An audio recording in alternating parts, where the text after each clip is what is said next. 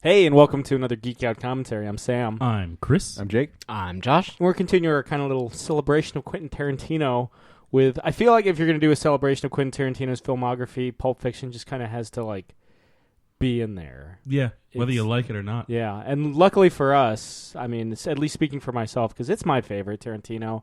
For me, it's always a toss-up between this and Inglourious Basterds, but I think this one, I've got like 10 more years of nostalgia with this movie than I do with Inglourious Basterds, like 15 more years. Nostalgia's a powerful thing, man. It is, and I remember... Not that this movie needs it, but... Yeah, I remember, when this was in theaters, seeing all the ads, Uma Thurman just on smoking cigarettes everywhere, which is kind of like my regular life, really. But the... I see Uma Thurman all over the place. Yeah. Smoking cigarettes. This is really what made Tarantino a household name. Do you guys have any memories of it? This was one that I didn't see until many years after it came out, which rightfully so. I was a child when it was first released, and it is definitely not a children's movie. It's not even a family movie. But I did see it. My mom was actually a big fan of it, and that's the majority or the bulk of the reason why I ended up seeing it. When I did, and it was a real head scratcher. I was like, "Mom, you like this movie?" Because at that point, I this was kind of actually my introduction to my mom having a sense of not necessarily good taste, but because that's that. I mean, it's not. She likes leverage. Yeah, as we heard several weeks, months ago. It'd be about a month at this point. Yeah.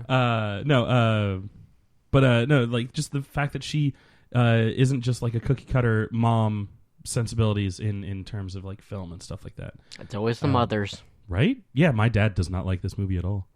But yeah, so and then she and I, we found out that she and I basically have a very similar taste in movies, so we can talk about movies a lot. And I guess actually this might have helped sprout my love of film. Having that open discussion with her. So it's a very fond film. Yeah. In my history. It's really, it was at this point where I stopped watching, I still obviously, if you listen to the show, which I'm assuming you totally do, I still love to watch the summer blockbuster crackerjack films, but this is, this was among the films that made me realize that this medium could be something more. This is the movie that turned you into a man. Yes. In movie terms. Yeah, this is one that first time I saw was in college, which is about, almost 10 years ago now. But yeah, it's a classic, man. I mean, this is, I think, for most people, and rightfully so, when you think of Tarantino, up to this point, 8 great movies, we're assuming, with Hateful Eight. This is the one you think of, Yeah. Josh, got any? It's enjoyable. I don't like the fact that it's probably up there as one of the highest quotable wherever you go, or meme heavy of Tarantino's films. Just praising the memes before you we put the record. memes on Facebook daily. For just one in particular. Not because I like it. Yeah. Just because the share button's there. Yeah. Yeah, but everybody needs to know. I feel like this is definitely the most quotable. Oh, easily. Yeah, but I don't enjoy the fact that enjoying the film, for me, it loses the luster of it, the fact that other people like it. It can be quoted so heavily. I think I get what you're saying. It's oversaturated in the pop culture. The oversaturation. How many posters have we seen of fucking John Travolta and Samuel L. Jackson holding the pistols on the Banksy paintings? Yeah, just the overdone of that. Yeah, but I think that speaks to the cultural impact. This came out like a fucking shot out of the gate, man. Won the Palme d'Or, nominated for Best Picture. It's basically the film that built Miramax. And it's the film that revitalized John Travolta's career. Mm-hmm. Yeah, brought him back. And in some ways, Bruce Willis's, because outside of Die Hard, even Die Hard 2, he wasn't seeing a whole lot of success. Mm-hmm. So he agreed to take this kind of low-budget film. Because, I mean, as much as I love Color of the Night, that movie didn't light the box offices on fire, and I don't know why. So this is what caused the return of Bruno? Yes. But yeah, Chris, without much further ado, start us off. Yes, so we are watching the Blu-ray edition. You should be fine watching it on your DVD or anything else because it's all the same. It's all in crazy, whacked out order because Quentin Tarantino likes it that way. So we have the movie queued up. The counter's at all 0. I will give you a countdown and tell you to hit play in 5, 4, 3, 2, 1, play.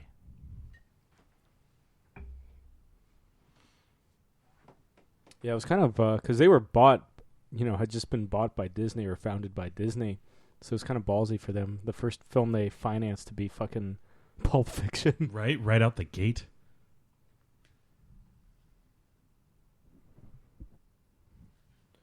I love soft, moist, shapeless Pulp mass. Fiction. Ugh, moist. Moist is just a word, guys. Do you know who Amanda Plummer's father is? No. Christopher? Yes. Gee, what a shock. Yes. Plumber is a common enough name that it could have been anyone. Would you offer your... Yeah. Uh-huh. Could have been Jeff Plummer. Who? I don't know.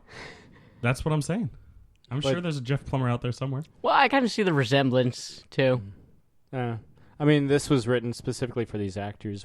Tim Roth, because obviously he had developed a strong working relationship with Tarantino. Mm-hmm. And Amanda Plummer, because Tim Roth recommended her. He was friends with her from their theater days in New York City. Yeah. Ah. This is very similar to the character that Tim Roth plays as the criminal in Reservoir Dogs. Not necessarily the cop, but the character that his character is playing. Yeah, the persona. Mm-hmm. And who knows? Maybe it is. Yeah, Mr. Orange. I mean, knowing Tarantino, it probably is Mr. Orange. All takes place in the same continuity.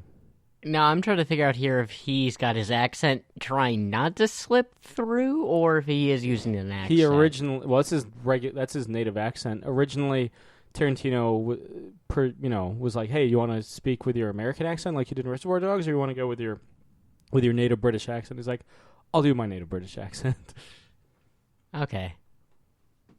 Because it doesn't sound as heavy as like he's used it in other projects. Sometimes he plays it up. Yeah. Yeah.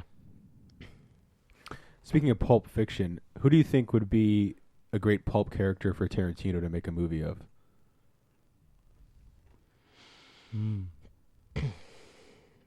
The Shadow? Shadow. Yeah. The Shadow or the Ghost Who Walks. Yeah. What's funny is just right when you said Pulp Fiction, I was like, oh, is he going to talk about the Phantom? Yeah. I don't know, the Lone Ranger, maybe? He loved the Lone Ranger movie. Yeah. The one with Johnny Depp? Mm-hmm. Yeah. And Maximum Hammer. Yeah, I think it was on his top 10 list that year. Still need to see that at some point.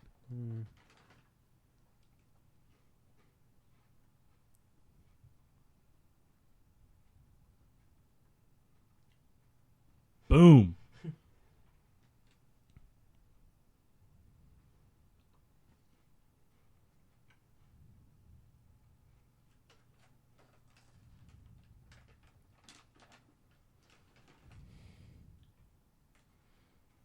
Makes me think of the donut shop that tries to get robbed in one of the RoboCops. They walk in to rob it, and cops turn around. Yeah.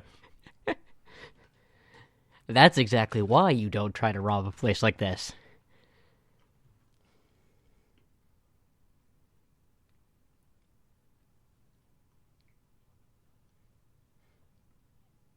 Chris, is that true for restaurants? Are they typically insured for things like this?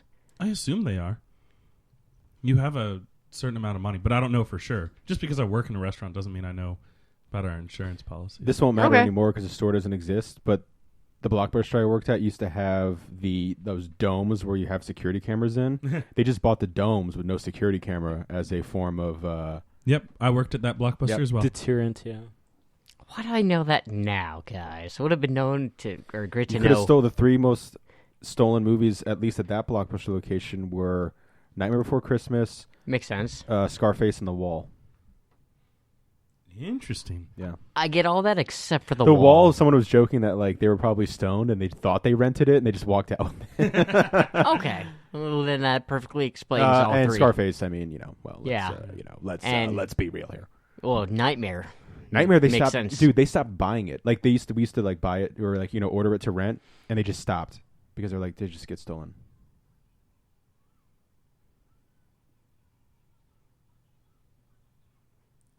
I've heard that phrase a lot. Remember when the Black Eyed Peas ruined the song? No. Yeah. You mean perfected it? Yeah. They Black Eyed Peas did something to the song? I mean, I agree. But They did something to it, yes, Josh.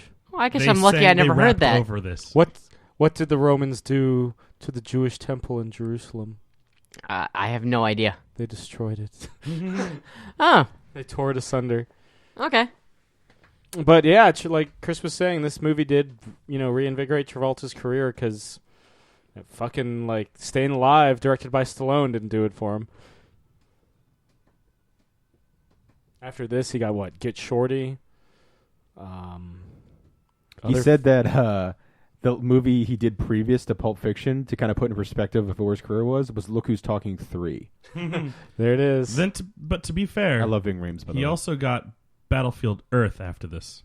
That was a passion project for him. Yeah. He had been working on that for so long. He was originally going to play the Guy Pearce. Barry Pepper. Barry Pepper? Why did I think it was Guy Pearce? The skinny, lanky white man. Fair enough. They all look the same. Yes, we do. But yeah, he was originally going to be the Human. And by the time it finally got made, he was old. Yeah, Phil Lamar. That's right. He gets Overweight. his face blown off. That's right. Oh, yeah. That And yet conversation. again, it starts as if it's ending.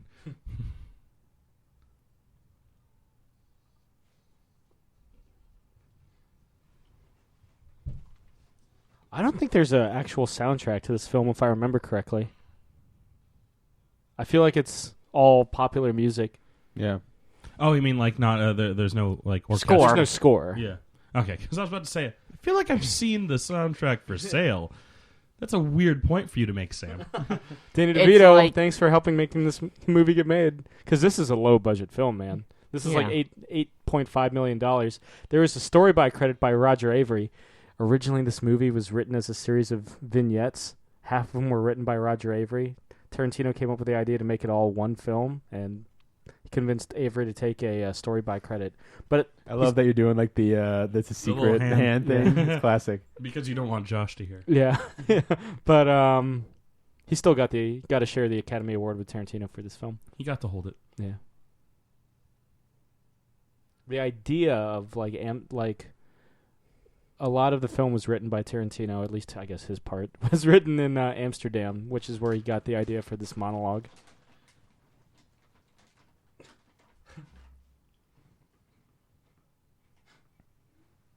Is Vincent Vega basically Quentin Tarantino? Like how he would act Yeah. and speak? Yeah.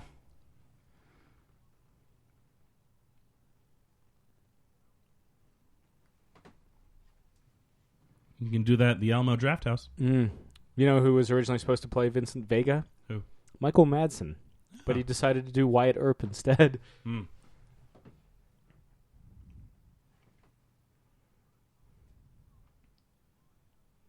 Which you can also get at the Alamo Draft House.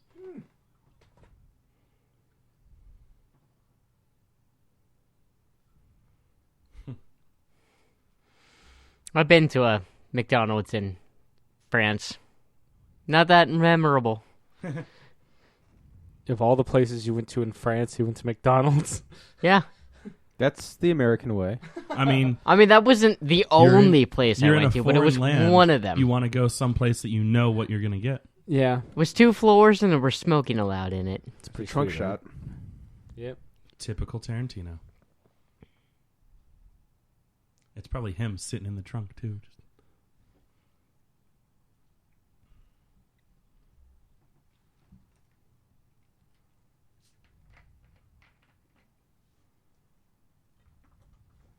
Now remind me, this doesn't go in chronological order, correct? No. Yeah.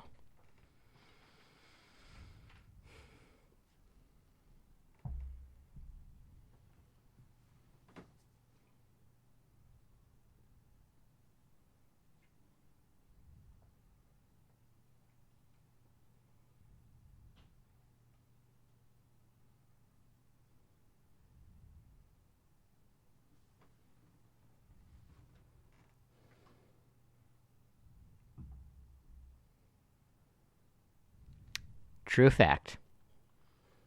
I just like that. There's something about the delivery of that line.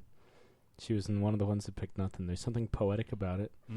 The originally Jules was supposed to be in a fucking fro, but when they were doing costume fitting, Samuel L. Jackson found the Jerry curl wig and just took to it. And they were like, "All right, cool." That seems to be with a lot of decisions that Sam Jackson makes on films. Yeah, he tends to be pretty good about the characters that he chooses. Yeah, and the decisions he makes. Yeah, like his lightsaber. Yeah. Then usually the directors are like, "You're right. We were wrong." Say no to Samuel L. Jackson. Say no again. Damn it, Sam.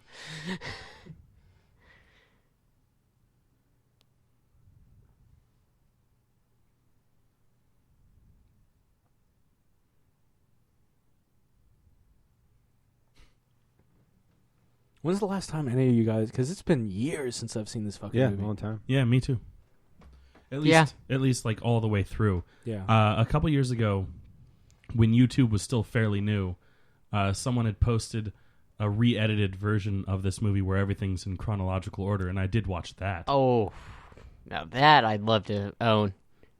Well, sure, it's still up on YouTube, unless it's been deleted for copyright infringement. You know, when I'm looking at this, what I like about this, even in HD, it kind of has the film quality and cinematography of like a film, which I'm sure is intentional, and partially because of the budget. But it has the feel of like a late '60s, '70s, film. Yeah, just that film quality, that lighting.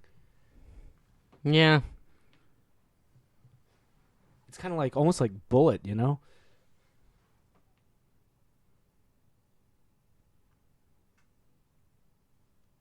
No, but they feel great.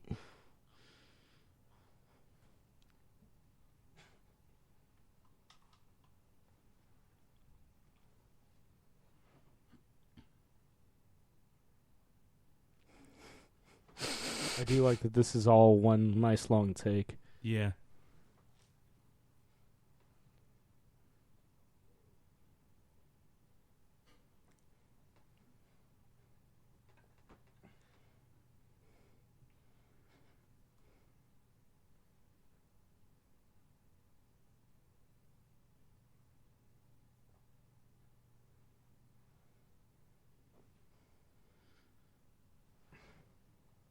Punctual in all things, Mr. Butler. Mr. Joshua. Mr. Joshua, Joshua, Joshua. Joshua, Joshua. The fuck you want? Your soul.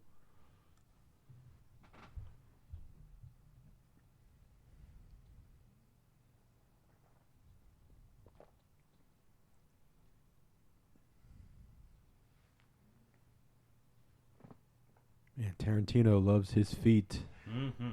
Like I'm saying, I feel like Tarantino's like his Marty Sue is Vincent Vega in this film.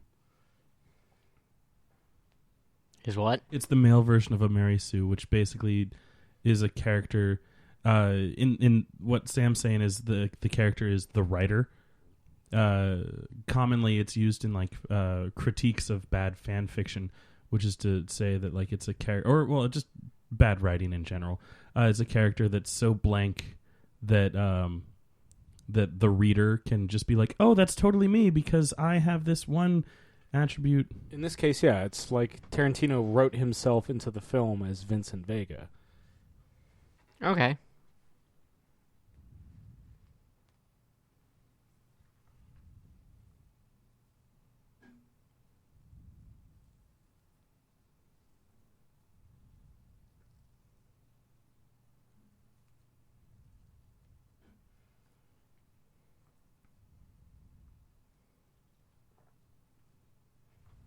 Phil Lamar.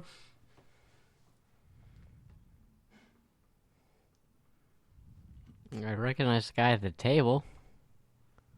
Frank Whaley, yeah.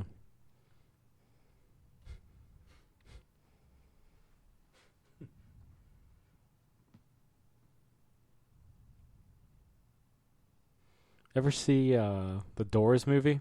Oh yeah. Frank Whaley's in it. Mm-hmm. He's a door. I think he's Bobby Krieger. Huh.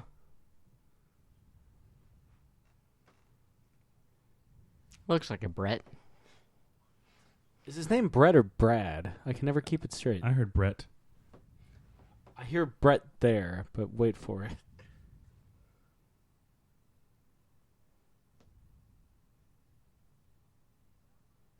For breakfast?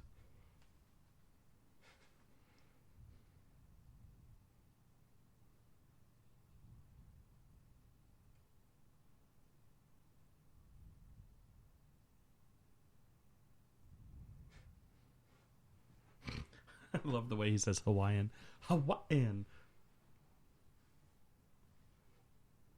Oh, he was nominated for Best Supporting Actor. Who was? Frank Whaley.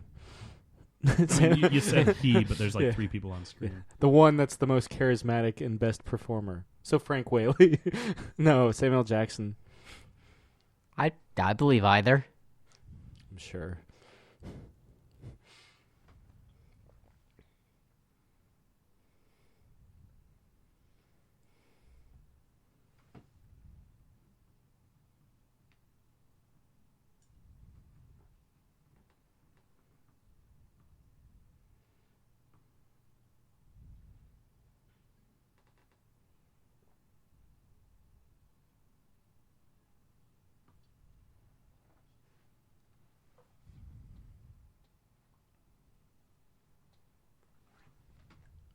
Brett or Brad?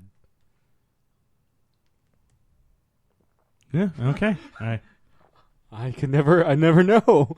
But you know what? It might be a power play. But they did Intentionally say getting his name Brett incorrect. initially, right? Yeah, well, he might be like intentionally changing up the pronunciation. Let me see on IMDb, see if it says. Or It'd be funny if it were Brett/Brad. Or if it's a script snafu and they just kept it in. I like the idea of it just being Sam Jackson's character being like, you know what, fuck you. I don't care whether it's Brett or Brad. Yeah. Roundabout way of him making a mistake and they're just like, yeah, I meant to do it.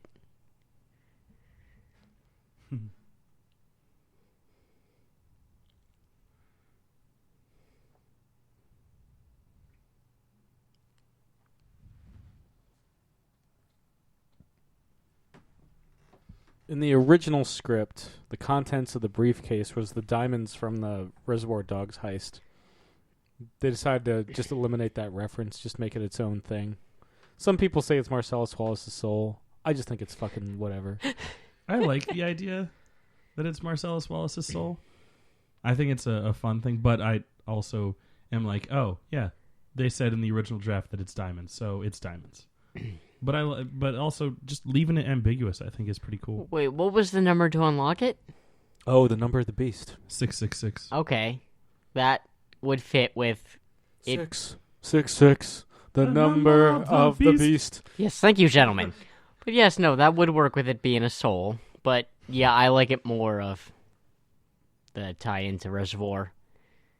According to IMDb, the character's name is Brett with 2 T's.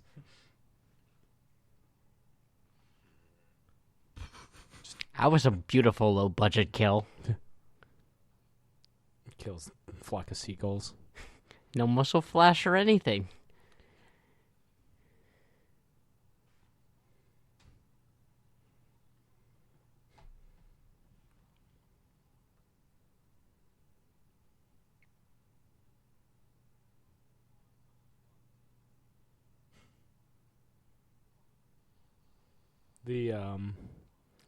The table flip. The table flip wasn't scripted, so it's kind of them kind of reacting to it for real.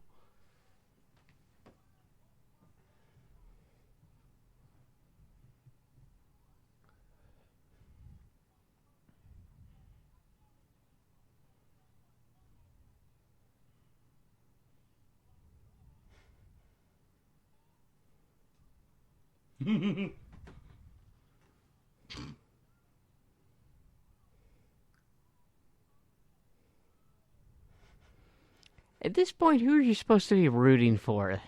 Sam Jackson. He's still just a stone cold motherfucker. Some primo Samuel Jackson scream acting. That's what made him a star too. Yeah. Everyone's like, the Bible passage that he quotes here isn't actually a Bible passage, and Tarantino's like, I know, I got it from a Sonny Chiba movie. I just wanted to throw it in. Why he didn't just say, well, probably because it was really a fucking obscure Japanese film. But, yeah, for everyone who's wondering, this isn't actually a Bible verse. Yeah, but I feel like Tarantino give no fuck when it comes to that. Yeah, he was just like, it's from a fucking Sonny Chiba movie. Yeah. And it's also like, it's almost like this character probably heard it and actually believes it's from the Bible because he's learning everything about freaking quarter pounders with cheese.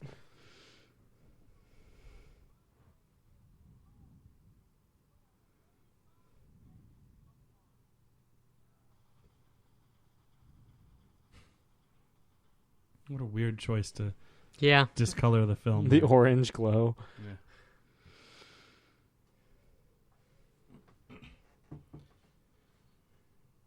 It's like an episode of Frasier. Color of the night.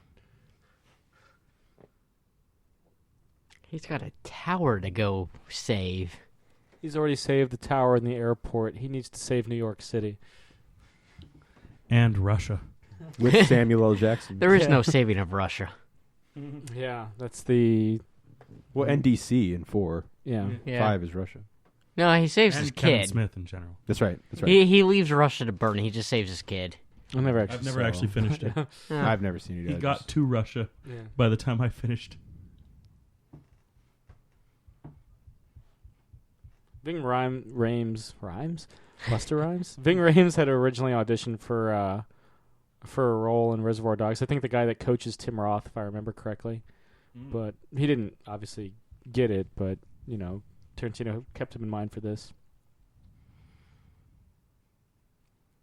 I'm guessing if you audition for a role and you aren't picked by Tarantino, he just keeps you in his back pocket for another film eventually. He's got that Rolodex. You know who, Adam Sandler would technically be in his Rolodex, and so would Simon Pegg, and so would Joseph Gordon-Levitt. Joseph Gordon-Levitt was okay. Out of those three, which would you pull out of the Rolodex, burn, and piss on? I still think I would have loved to have seen Adam Sandler in *Inglourious Bastards*. That would have been the best fucking reveal because it's he's the bear Jew. The bear Jew. Thank you. So you know the scene, right, where the Nazis like oh, telling his fucking stories, and out you hear like the baseball bat clanging, and out walks Adam Sandler, and everyone would fucking laugh their asses off. Oh, it's fucking Happy Gilmore, and then he kills the dude savagely, and people would be like, oh shit. I get what you're going for, but I wouldn't be able to take it seriously because it is still Adam Sandler doing it. You did see some of the other Jewish soldiers they had there, right? They were all very comical. The kid from Freaks and Geeks was one of the soldiers. Yeah, I only recognize Sam Levine, the actor who plays the bear Jew from that Eli scene. Roth. Yeah. And Eli Roth is known for all of his really, really gory horror films. Yeah. So I could, again, believe that. But Adam Sandler, I'm sorry. That's why I think it was acting against type. Yeah, it's always fun to see someone act against type. Yeah. I love the Cable Guy and the Number 23. Yeah. For Jim Carrey. Eternal Sunshine is great too. There's one of the biggest bits of quote unquote evidence for the fan theory that it's Marcellus Wallace's soul, the Band-Aid on the back of his neck. Yeah. The Tarantino, because obviously, he keeps appraised of all the theories about his movies because he's his own biggest fan. But hey, he makes great fucking movies. But he's like, look, Ving Rhames was using a Band-Aid because he had accidentally cut the back of his head shaving. What? Because, you shave your head. Yeah, I know, but that's like... Yeah, and so he... Oh, make sure to get the middle of my neck. Yeah. I get that. Yeah, that was the rationale there. That's Paul Calderone. So, if I'm understanding, or at least remembering the continuity, what we're watching now is actually kind of close to the end of the film? It's technically after the diner. Yeah. But Paul Calderone, the bartender, originally auditioned for the role of Jules and almost got it. until Samuel L. Jackson went back to audition a second time when he heard his participation was at risk.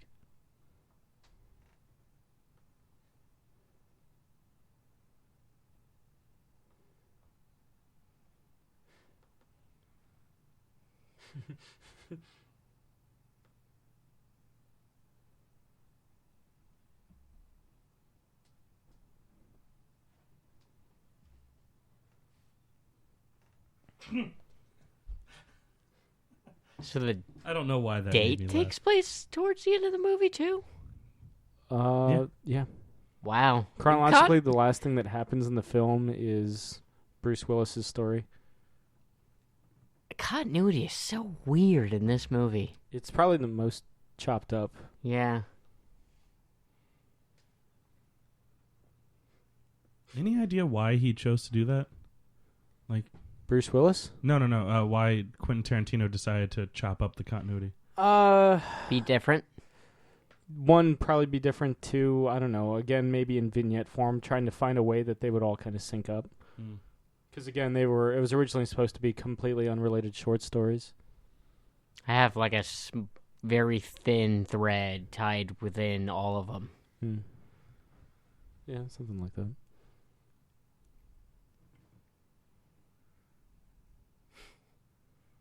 Like, fuck you guys, I got a city to go save. Remember when Bruce Willis, you saw those Bruce Willis movies and you're like, oh, this is going to be good. When's the last time that happened? Like Hudson Hawk? Sure. Yeah. He's done worse. Color of the Night. Hostage was good. That was originally supposed to be Pam Grier, who would, of course, play Jackie Brown in his next movie. Yeah. The reason that Tarantino didn't end up going with Pam Grier is nobody's going to buy it when Eric Stoltz yells at her, because nobody can yell at Pam Grier and get away with it. Well, you can, but that's probably the last act you commit on Earth before you are horribly destroyed. Which, as far as we know, doesn't happen to Eric Stoltz's character. Yeah. How many weeks did you say that Stoltz was Marty McFly? I believe it's 6. Out of probably 2 or 3 months worth of, Go Speed Racer, go. Yeah. Well, I guess it would have to be at least 3 because he's striking me otherwise as 6 weeks. That means the movie's pretty much done. Yeah, this is approximately a decade after. To me, he either looks like a Jesus figure or Gary Sinise from Saving Private Ryan. Or, sorry, not Saving Private Ryan. Forrest Gump. Lieutenant Dan? Yes. That's another movie that made me realize how powerful film could be. Mm-hmm. The movie, before it was picked up by Miramax, was originally supposed to be done by TriStar. And one of the big reasons TriStar dumped it is they weren't comfortable with the idea of one of the protagonists being a heroin user. Because if you think about it, even since, don't really see heroin in film. Remember earlier when we were talking about Tarantino's foot fetish? Yes. The shoes on the wall being shown up like trophies or displays. Oh. It's like Foot Locker, baby.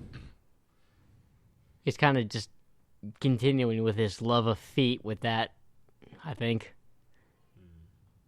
Definitely.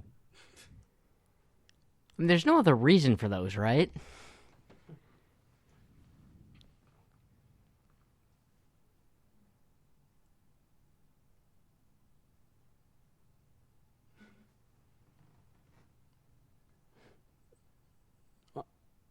I bet by the Hollywood Foreign Press's standards, if the Martian nomination's anything to be believed, they would nominate Pulp Fiction for Best Comedy or Musical. Oh, yeah. I think so. I think it would win for musical.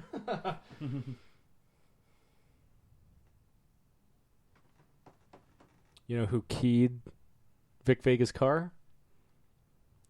No, Butch. who? On his way out of the bar, but he keys. It's a bit of a deleted material. I believe it. Because, as we established, He's no fan of Vega.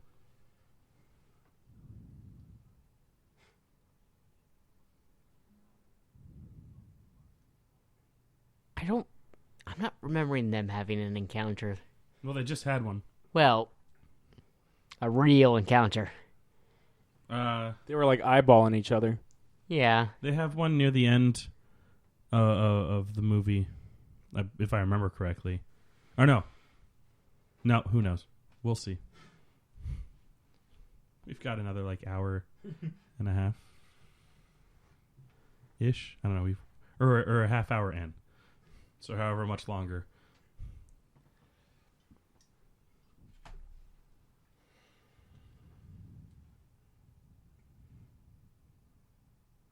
Oof. For those of you curious like me, that means we have another 2 hours. Buckle up. Now, someone educate me on this who might That's know. heroin. Well, Sorry. What is heroin?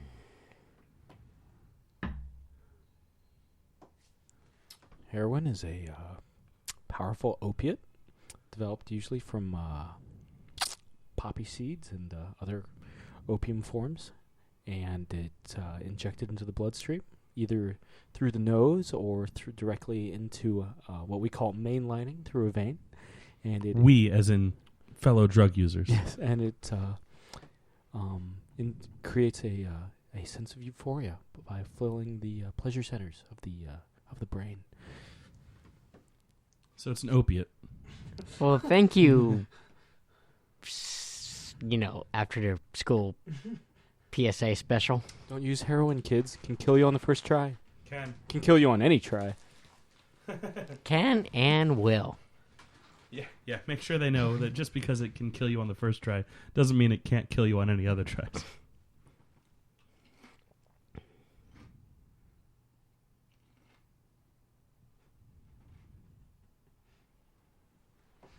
The reason the back door is open is when they had it closed, you got the reflection of the camera, so they're just like, just fucking open it. We don't have to explain it.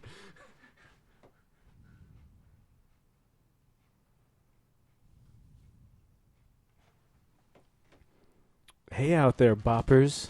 Hey, look what it is. Hey, look, it's that meme that everyone sees on Facebook. And it's not going anywhere until some other Tarantino thing becomes relevant again. Well, Hateful Eight. Yeah, maybe we'll get lucky and there'll be a coat scene from there where someone just turns around idly, not sure why.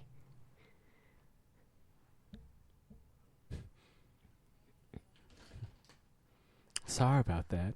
I'm looking for the Warriors. This one goes out to the Warriors. Nowhere to run to, baby. We should do the Warriors. You got a birthday coming up. I do. In, I guess, 3 months at the time this thing will be released.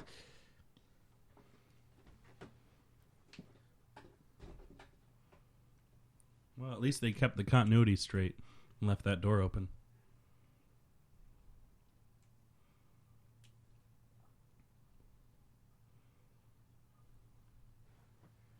You know who TriStar wanted to play Mia?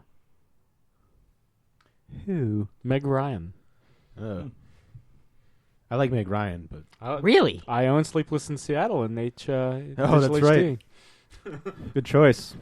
Fantastic. It was either Good that or choice, Shawshank Redemption. Guess which one I went with? Yeah. I would have liked to have seen Meg Seattle's Ryan just in the role. So fucking good, man. Yeah. Such a fucking good movie. Such a fucking good movie. Which movie were we talking about? Sleepless in Seattle? When Harry Met Sally was pretty good, too. It was. Yeah, but that wasn't on sale. It doesn't need to be on sale. I guess you're right. The fuck is this place? That's the best response. Like anywhere you go with a friend, you pull into the parking lot. The fuck is this place?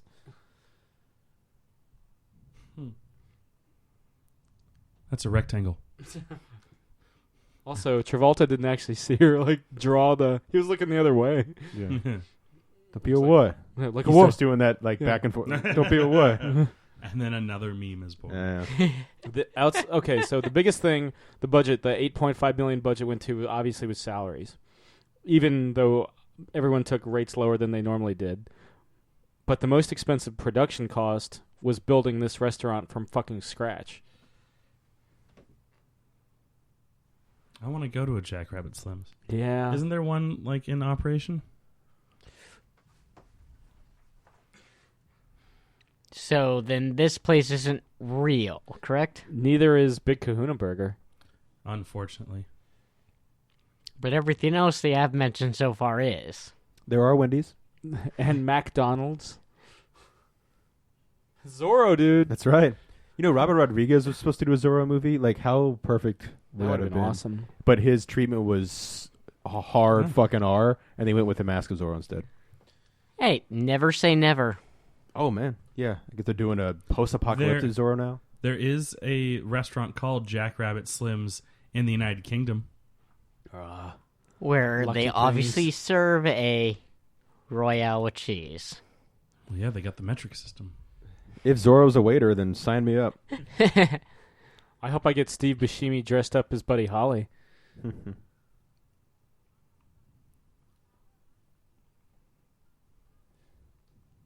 he goes.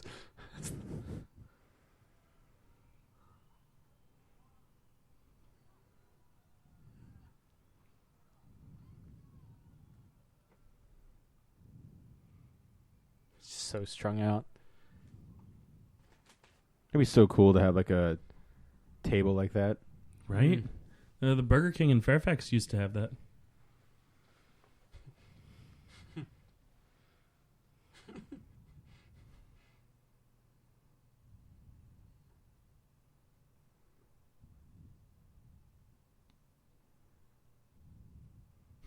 Yes.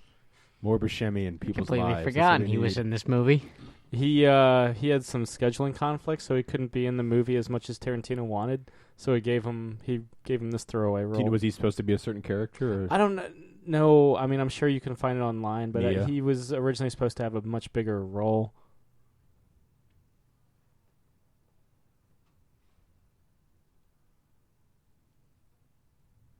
It does look like this Jackrabbit Slim's that I found is supposed to be modeled after this Jackrabbit Slim's. Ooh.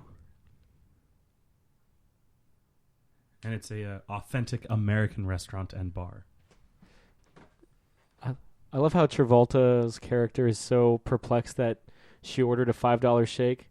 I feel like everybody, everywhere we go to now, like Smashburger. I think we had a $5 shake last night. We my had like a friend. $6 shake. Yeah, and it was worth it. Yeah. Really, really good. As far as I know, there are certain movie theaters in the area that do shakes even more expensive than that, but Yeah. usually come with He Alcohol. even wonderful beverages yeah. inside of them. He even asked. He's like, "Is there any alcohol in that shake?" And she's like, "No." And he's just like, "Oh, well, shit. It better be fucking good." Yeah.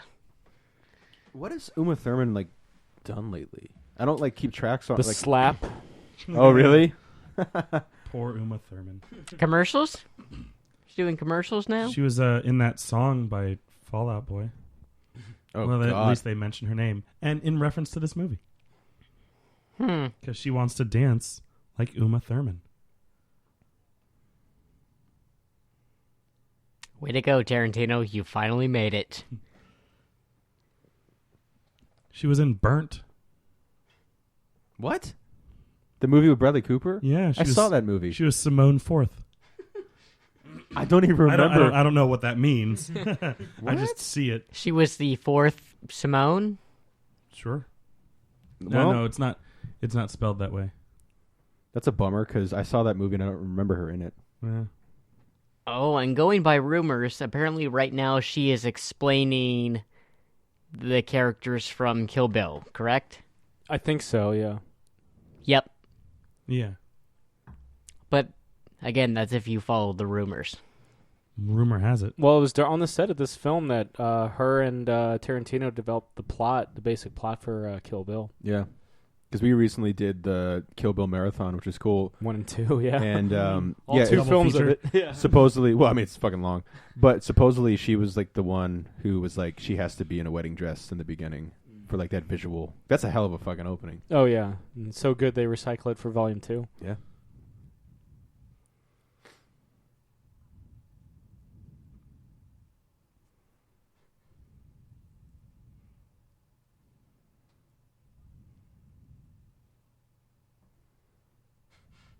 You ever dance with need the to devil in know. the pale moonlight?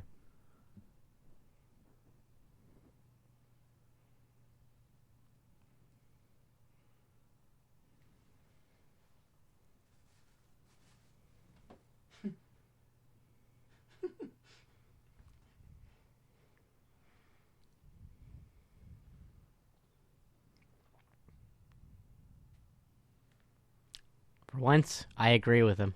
Although I would have loved for our $6 shake to come with like the extra remnants. When it didn't come last night, I was a little bummed out. Yeah, that sucks.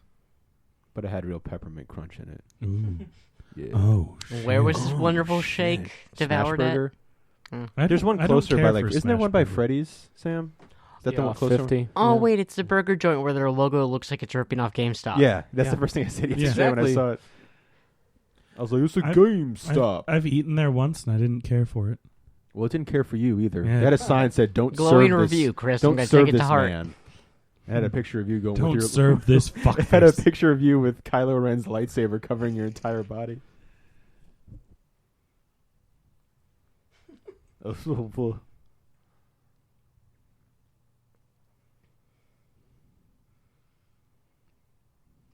Do you guys ever watch Welcome Back, Kotter? I used to watch the show all I have the time. seen it. What show? Welcome Back, Mr. Kotter. Oh, yeah. Welcome Back, Kotter. Up your nose with the Rubber rubber hose. hose. Oh. Welcome back. The one that helped put Travolta kind Travolta of... on the On map. the Yeah. map. Yeah.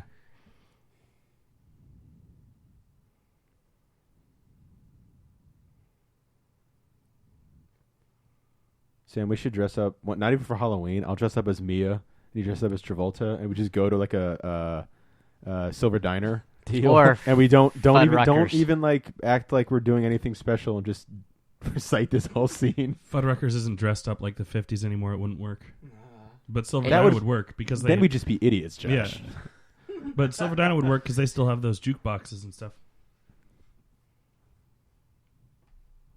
I love comfortably sharing silences. Hee hee. Ugh. The one problem of watching this in high def, you see all the saliva that came off of that cherry when she pulled it out of her mouth. That was awesome. Problem? You was sick awesome. fucks can love it all you want. If it was Travolta, then Mm. get out of here. I But it don't was judge. Amma. Yeah.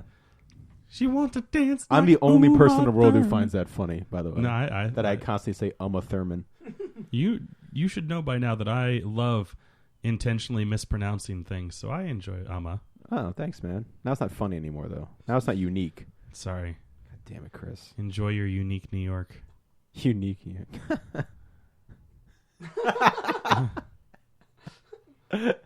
Is there only like one? That like, should be a 2 meme, foot dude. mirror? I mean, come on, what the fuck? Yeah, Like, could you where's the- imagine where's like that just like meme? the most intense shit where like Rocky's going, I just want to say one thing to my wife who's home. You see her pop up, she goes, I said, God damn. Is that watermelon? Ew. Yeah, it is. I hate watermelon. Ooh, and I married Tyler Moore. I used to wear the that Marilyn Monroe dress. tie thing, The bolo? bolo tie, because Springsteen did in Tunnel of Love, Mm-hmm. and so in my He wears child, cowboy boots too. oh yeah, I have a whole other story about cowboy boots for another time. But if you go to my childhood home, there's like a hanger full of them because I was all about it. In I'm Boy gonna end Scouts- there. In Well, Boy Scouts, we had the neckerchief, scarf Yeah. thing, and you had to wear that to be in your Class A uniform. The only alternative, if you didn't want to wear the neckerchief, you could wear a bolo, Yeah. and that was still your Class A. Nice. And so I would wear the bolo just out of like quote unquote rebellion. Mm-hmm. Nice. Here's something fucking insane. I used to wear a fake earring because Springsteen had an earring as a kid. That was my fucking level. Yeah. And here's the boot story. We bought boots because in the Tougher Than the Rest video, the beginning, Bruce Springsteen taps his foot along, and it still is like the coolest thing in the world whenever I watch the video. And I was like, I have to get boots. I got cowboy boots. I was a dumb little kid, and I like crushed my feet because I didn't know they had the paper in the end of it. And I didn't want to have them return the boots because I wanted to be like Springsteen. So I wore my boots with the paper on the end of it for like a week and just fucked my feet up. because I didn't want to have to not be like Springsteen. You were like one of those Asian women that like basically I was like force their feet to do like. I look cool though? With a Or fake like earring, a bolo ballerinas. tie, and smashed boots. Also, when I got cut open the back of my ear, smash burger. when I cut open the back of my ear and my ear was like hanging off, they instead of doing stitches, they did like the butterfly thing. They just wrap it up. And the way that my mom convinced me to like let it be done, even though it was like going to be done regardless, was I would look like Bruce Springsteen in the Born in the USA video. And so there's a picture of me with my head fucked up, wrapped in gauze, with an Elvis guitar, cowboy boots, a Bruce Springsteen t-shirt, and a fake earring. So. And that's the Jake we know and love. Yeah, Springsteen, baby.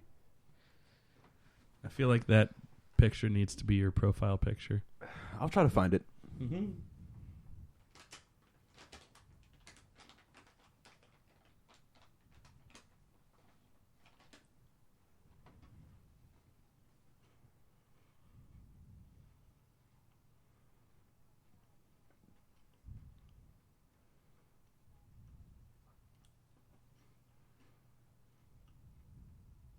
Test that nose.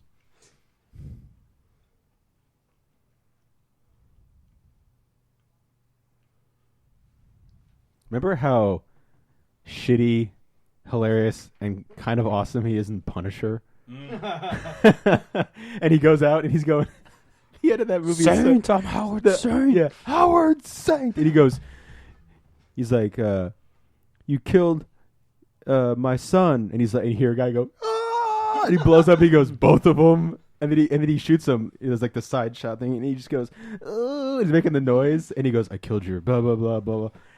And then he just is like dragged to the back of the car. He's going, oh, and he's like on fire. Like it's the most you talk about overkill in a movie, dude. I love it.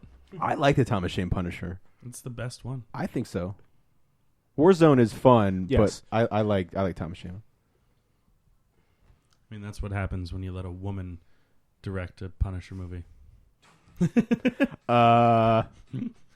Disclaimer.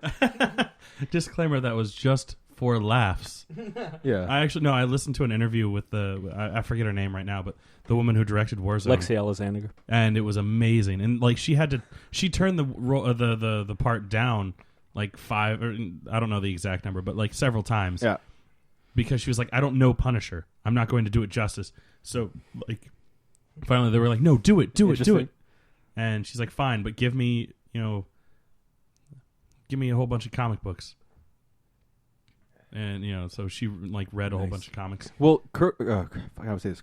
Russell Crowe said that when he got cast as Jor-El, like DC sent like the super encyclopedia of Jor-El to read, like all the great stories, and he never opened it. And he's like, I might sell it on eBay, or whatever. But there's like a thing they send you, like all the essential shit. Tarantino said he got Mia's dance moves from the Aristocats. There's a great interview he does on the Graham Norton show. I think he's promoting Django, and he talks about this dance sequence and does both parts, and it's fucking great.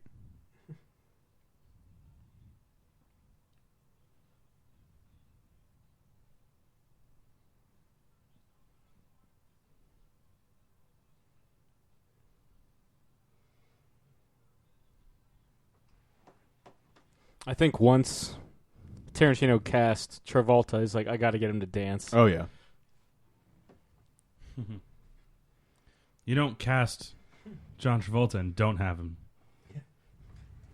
That's what Battlefield Earth needed. Dancing cyclos. Yeah. Would you guys be able to honestly, do this thing if you were casting this movie? Dance Yeah. in front of camera?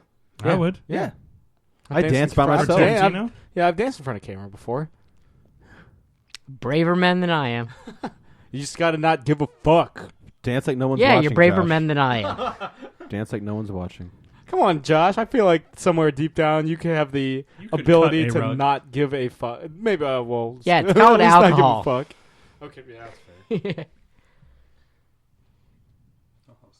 Offering him mine. Oh, sure, why not? We'll just cheers. Why not? Let's do whatever. We're drinking. It's awesome. Ever have alcohol-soaked gummy bears before? No. No. Yeah, we neglected to tell anyone at the beginning of this recording we decided to start drinking during this one. First one where all four of us are drinking. To be fair, it is a really long movie. Yeah.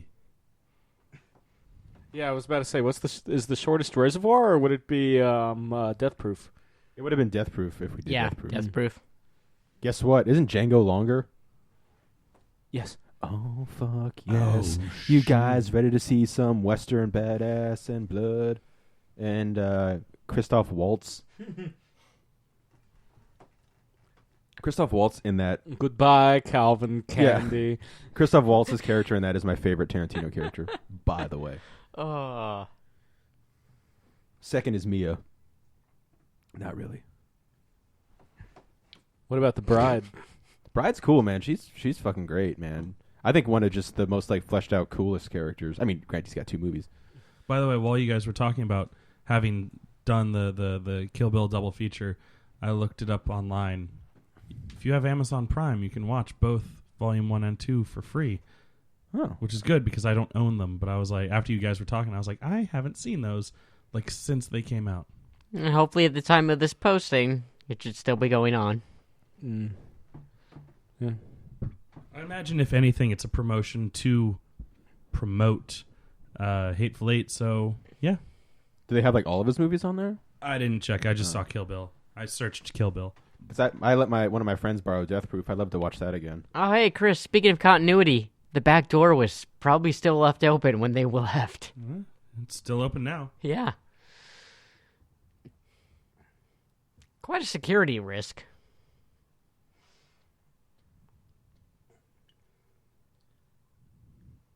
I think there's a pop figure for the Gimp. I think you're right. Why don't I own that? A Vincent? No, the Gimp. There's Gimp. definitely one for Vincent as Yeah, well. no, I mean all the like the famous ones. But yeah, I think there's a Gimp one. Yeah, no, I think I've seen it. I know there's, excuse me, Gimp from American Horror Story, pop figure.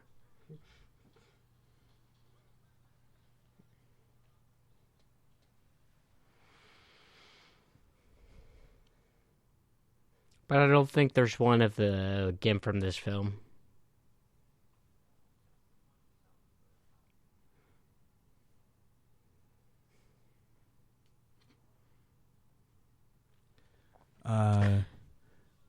This is why you don't do heroin, kids.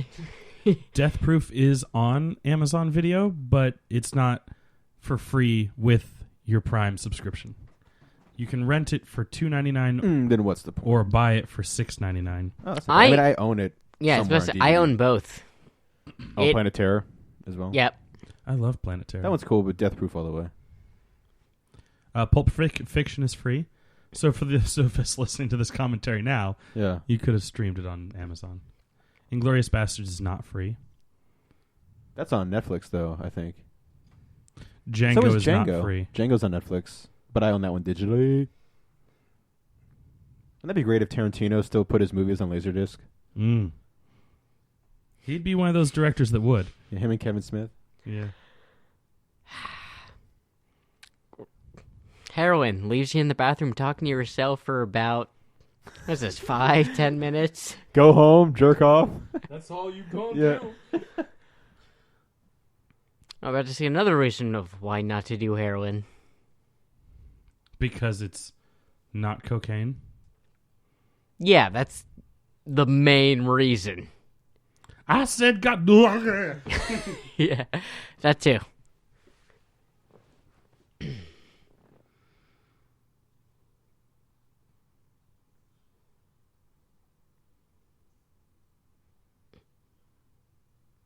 I mean, So that's what it's like to put paprika up your nose. even if it had been cocaine, that's still pretty fucking rude. Do someone else's blow. Yeah. At least ask first. It's just his plans are fucked.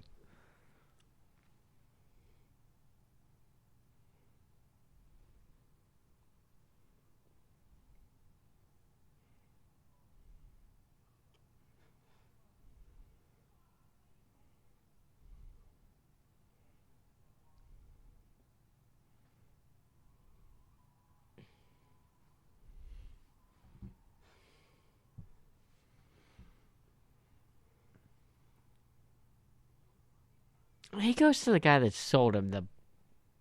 Yes. Yeah.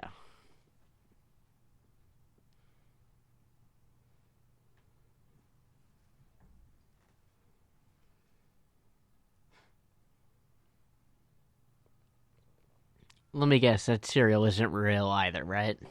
Fruit Brute actually was real in like the 70s and the 80s.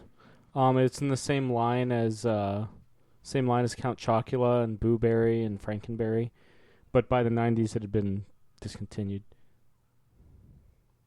Damn you, General Mills. So he's watching a Three Stooges short that's public domain. The thing is, the Stooges themselves are not, so you never actually see the Stooges. But you can hear the material and not get in trouble. Yeah. It's because the company that owns the licenses to the Three Stooges wouldn't release it.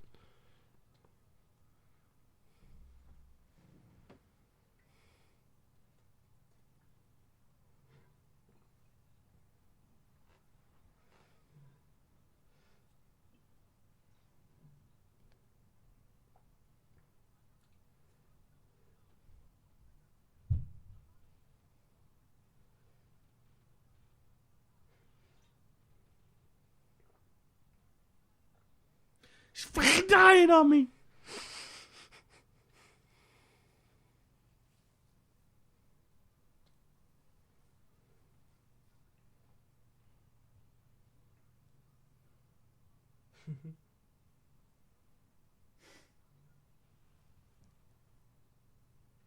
That's not how it works. Future reference, kids.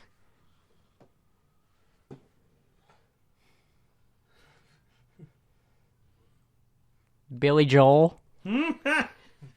Nice. That's a good one. Thank you. Thank you.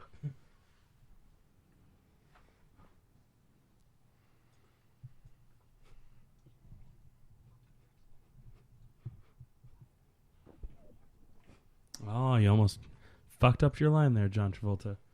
You almost fucked up his line.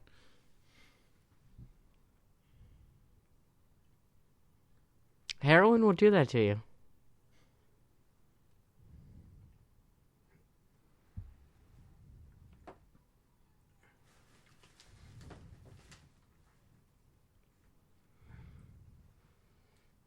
Operations on the table. That's funny.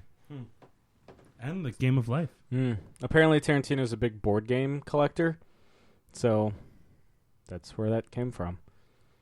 Fun fact, look, when Travolta slams the needle into Uma Thurman, it's actually reverse tape. So, yeah, just imagine that. Because he didn't want to actually slam a fucking syringe into, so they just filmed him pulling it away and ran it in reverse. Okay. So it's camera trickery. Yes. Trust me, it's a good idea. In my zombie movie, we basically had like almost the exact same shot, but didn't do the reverse, and like slammed a thing down on Maggie's chest, and it really hurt.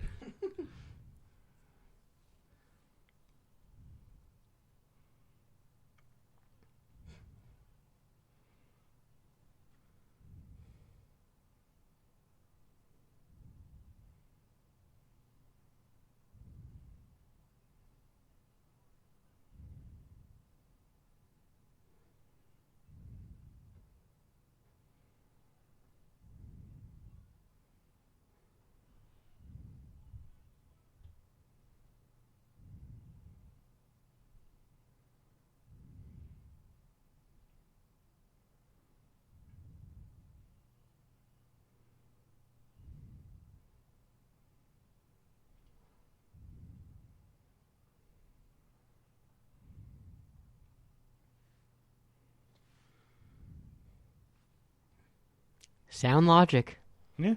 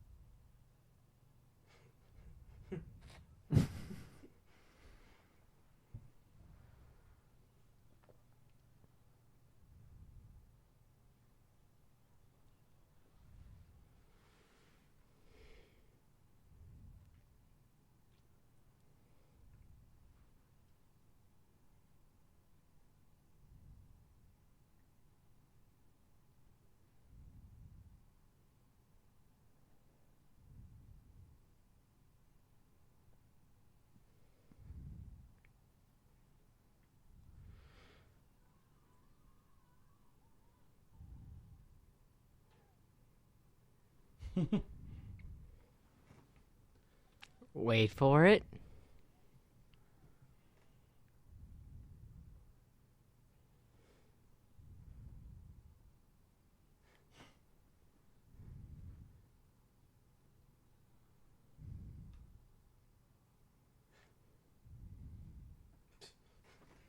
Chick in the back goes back to huffing like spray paint.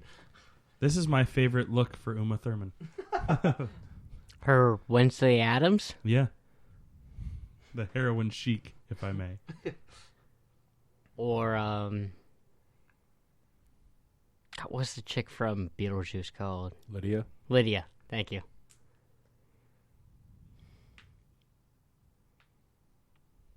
It's Wednesday Addams meets Lydia.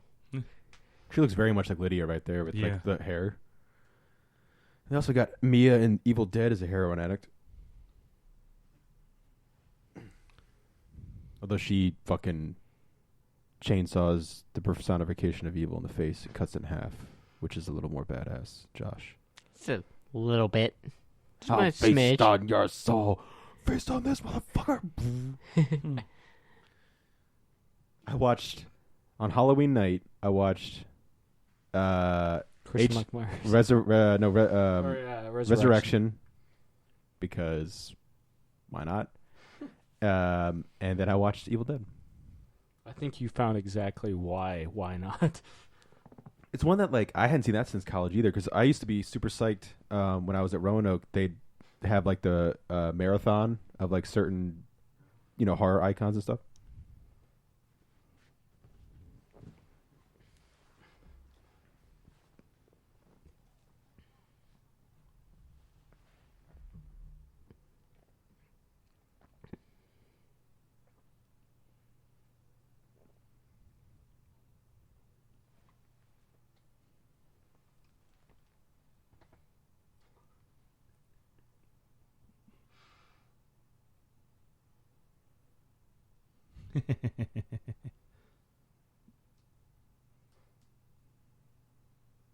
And that's what we learned, Josh.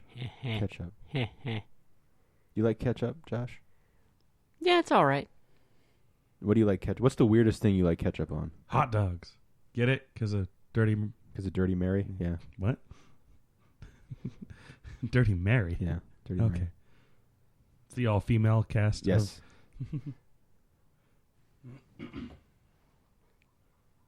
Nothing weird? Nothing probably. weird?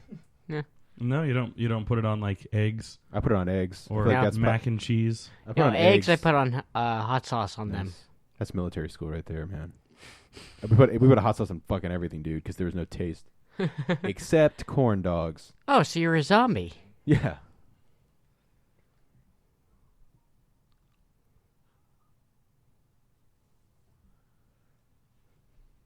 This is one of my favorite vignettes.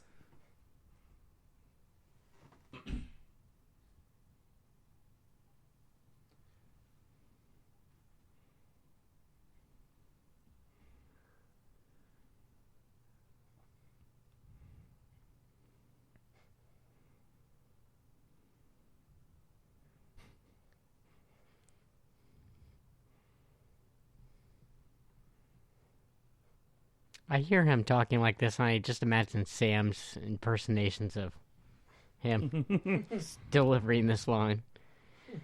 It's just Sam sitting there talking like Christopher Walken. Is that you telling us that we should do the rest of this commentary with different voices, a la that one podcast That you loved. Yeah. That was my favorite fucking thing Stuck of all that time. tiny hunk of metal up my ass. Walken took this part on because he's friends with Harvey Keitel. Keitel had such a good time making Reservoir Dogs with Tarantino. He's like, dude, you got to do it. Tarantino's like, fine, you're going to be the fucking Vietnam vet that stuck a hunk of metal up his ass.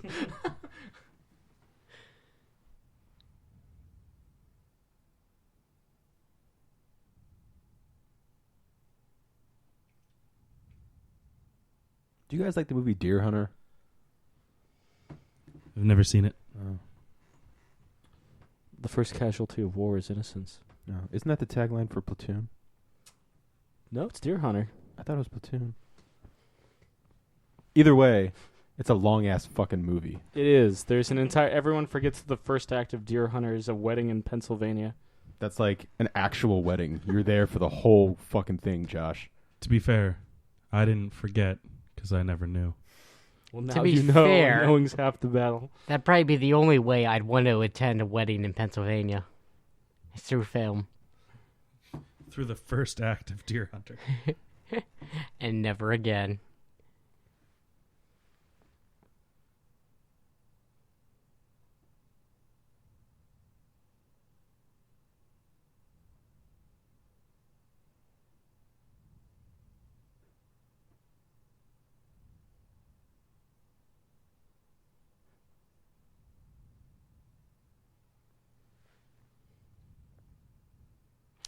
Why am I hearing Christopher Walken tell an amazing tale? To give you backstory on Bruce Willis's character. And why the watch means so much to him. He becomes a watchman. Yes, he's Ozymandias. He destroys New York City. With a squid, right? Nuclear device. That's Depends odd. on whether you're Squid talking in the about the comic. comic book or the movie. I remember Although I Squid do like doing that. it. I do like the whatchamacallit? An acronym? Is that the word I'm looking for? What word am I looking for, Josh?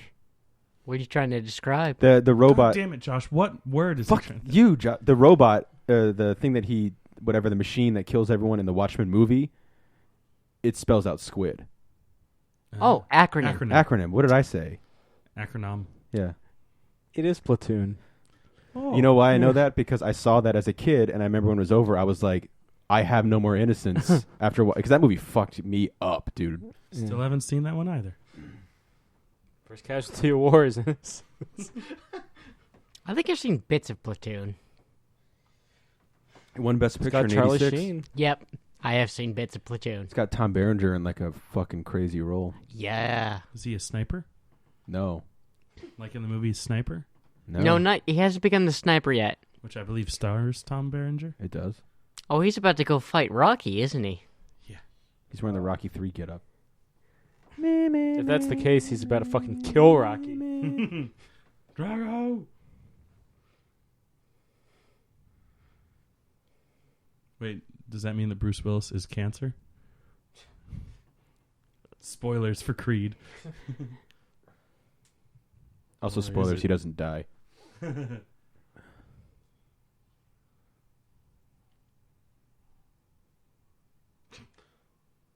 Sounds like he's throwing up. He is. He just saw his own wiener.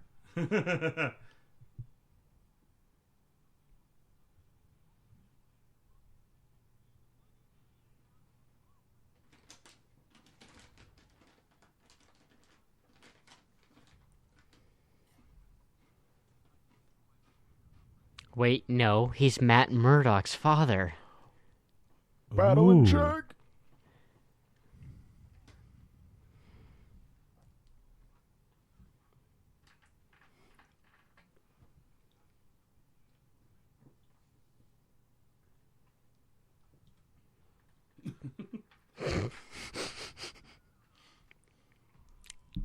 I give that one a 7. Fair. How about you guys on the landing? What would you give that? 6. 7. So 10's all around. You and me.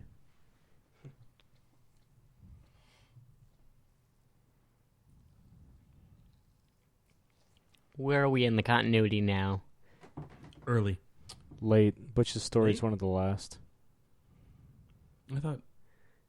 Butch's story is the last, actually. I'll point out the last chronological moment in the entire movie. I mean, it's kind of... Yep, Oh, and this is Yeah. after dinner. Yeah.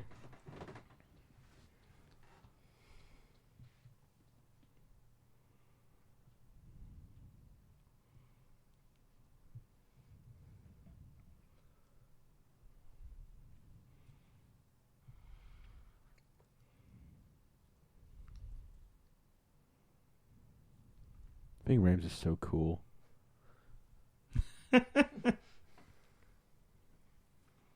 If that's not specific, I don't know what is.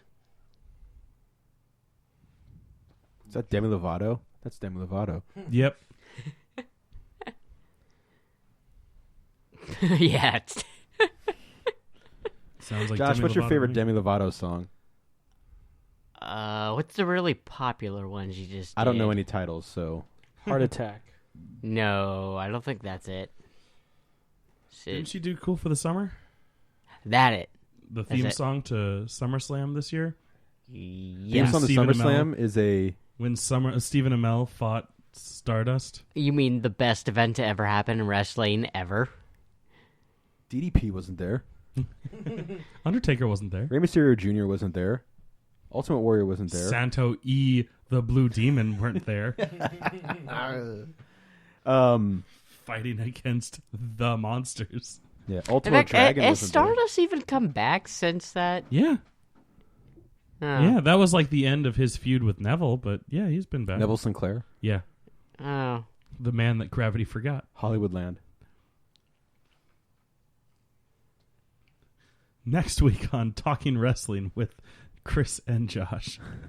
One of us watches wrestling every week. The other one hasn't watched wrestling. Oh, that would be the best show ever. Just like out of touch with everything. Out of touch, like Vince McMahon. Yeah. Oh! Did you ever see the movie Last Man Standing with Bruce Willis? No. Yes. I didn't like that movie at all. What the fuck is wrong with you, It's Jake? Get the fuck out of here. Terrible fucking movie, bro. Much Dude, prefer I do Last remember Man that when- Standing I do with remember- Tim Allen. I do remember. I do remember when he shoots people in that movie. They go like flying backwards. Like Yeah, a million- it's like a John Woo Western. Yeah, Oh, that's why you like it. yeah. Yeah. Oh no, it follows I a very remember specific formula. I was in full on Bruce Willis mode, and I rented it, and that ended full on Bruce Willis mode. Jake, there's something severely wrong with your wiring, and I suggest you get yourself checked out Do immediately. you want to make another wager? Another Red Robin wager.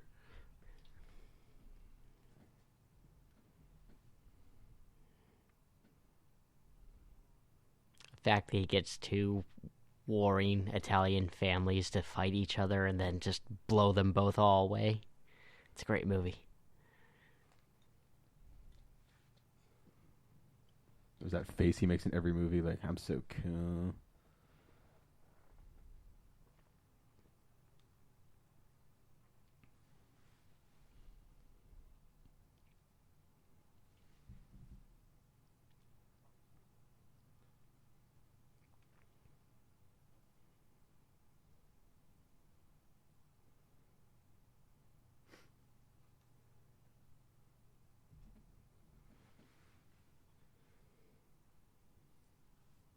Rodriguez did the Sin City movies, right? Mm-hmm. So he's worked with both Quentin Tarantino and Robert Rodriguez. True. There's really no one else he has to work with anymore now.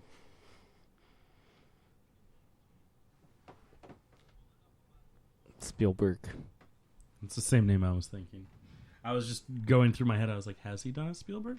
I don't think he has. He would suck any fun out of a Spielberg movie. if he He's done a stepped on Bay set. movie. Did you see The Kid? No. It was terrible. Did you see Last Man Standing? It was terrible. It was garbage. It was hot As garbage. Josh gives us both the finger. Yeah. Hey, did you both see Looper? Yeah. Yeah. It was great. Looper was money. Looper was Yeah. money. Yeah, exactly. Yeah. But it's Last Man way Standing better than wasn't. The You Kid. Direct the fucking movie. Yeah. No, but I should Yeah, have. let me powder your dick. Hey, there you go. There you go. Smile for the camera. There you go. Little to the left. There you go. Get those rosy cheeks. Yeah. Oh, you guys are so attentive to Yeah. my penis. Yeah. We want to make sure it looks good for the camera. I don't know if you know me. Have you guys met?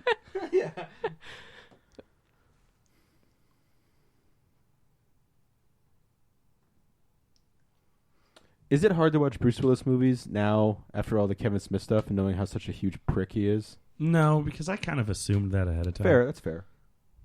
I will say now that whenever I watch Die Hard, it's just in the back of my mind. I'm like, God damn it. Whenever I watch Cop Out. But then again, I'm a Mel Gibson fan, so I'm like trained. Yeah. Yeah. But he really Cop tainted Out. Cop Out for me. God.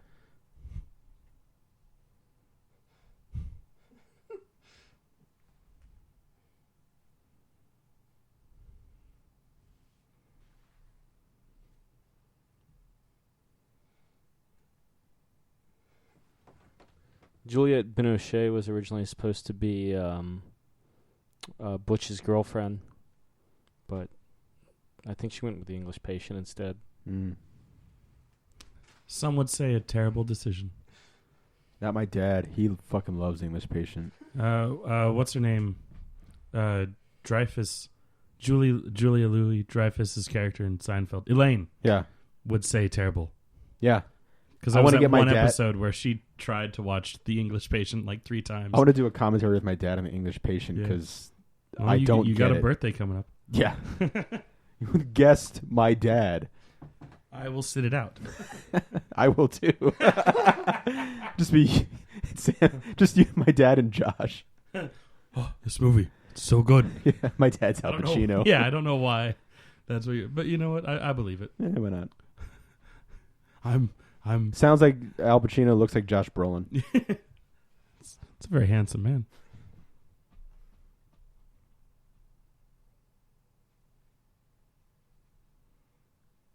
I forget which one's Josh and which one's James.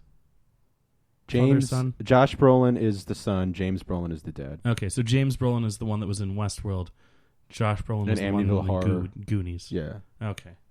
I'm going to forget that. And Sicario. And Everest.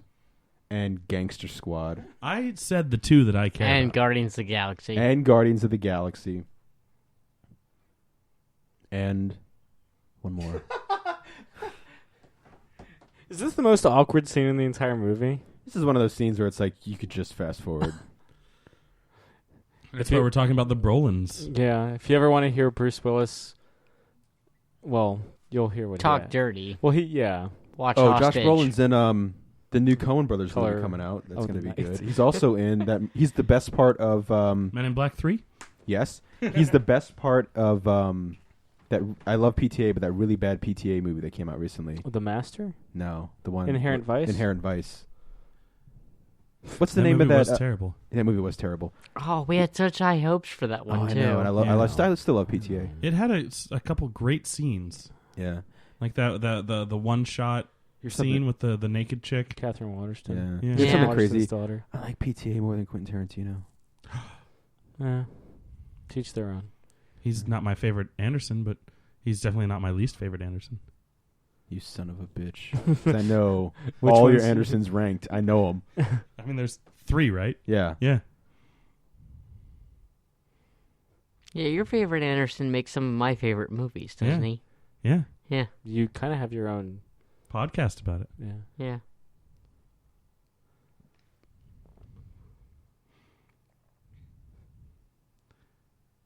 PTA is my second favorite Paul Anderson. Motherfucker. Not to say I don't love Quentin Tarantino. I mean, we're doing a commentary series on him. Yeah. What if we did a PTA? Just I don't have anything in the books for it. Yeah. Let's get psyched. Hypothetically, what would you would be a Boogie Nights? Boogie Nights, yeah, that's one of my favorite movies of all time. I'd have to go through his catalog of movies because right now the only thing that's coming to mind is Inherent Vice and Magnolia. now. Have you ever seen that? Huh? Magnolia. There Will Be Blood. No, There Will Be Blood's a good one. Punch Drunk Love. Punch Drunk Love. That's a fantastic. There one. Will Be Blood might Sydney be mine. or Hard Eight, depending on which title. His first movie.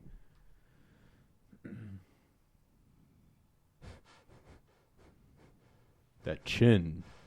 What's the one with where he plays like some cop on the boat?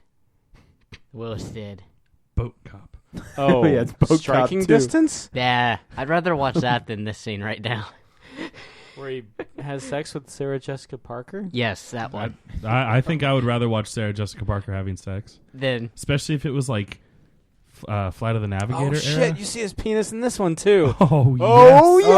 Oh, so Josh, Josh, get ready. Strap in. Get ready. And strap on. I don't know what you guys were so excited about. Give it about a week and I'm going to completely forget about it.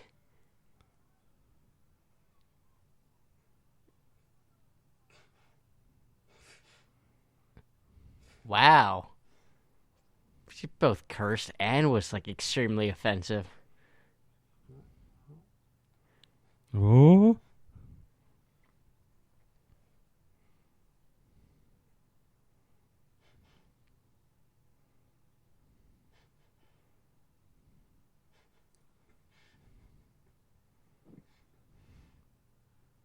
Where's the pain?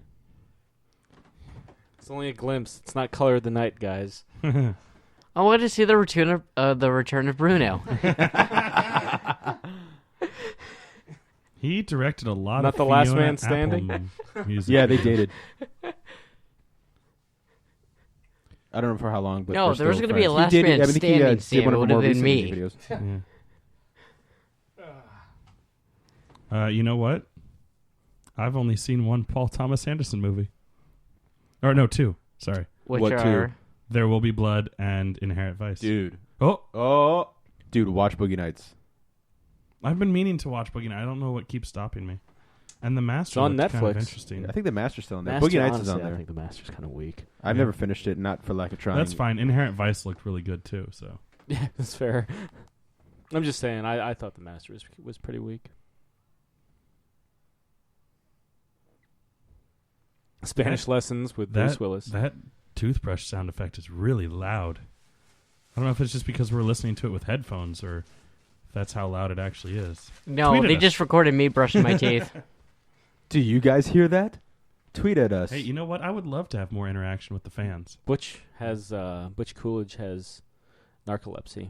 That's why he's able to go to bed that quickly and wake up with a sudden start every time, because that's how we see him wake up. Yeah. When he woke up, backstage, he woke up with a sudden start too. Yeah. A common symptom of narcolepsy. Kind of jealous. Mostly the being able to fall asleep at the drop Instantly. of a dime.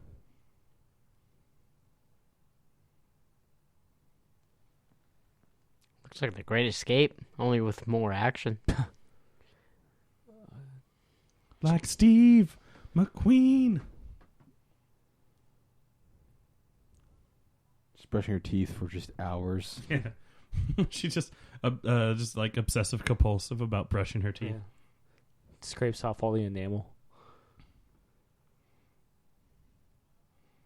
Tears away all of her gums. She looks like one of the aliens in They Live.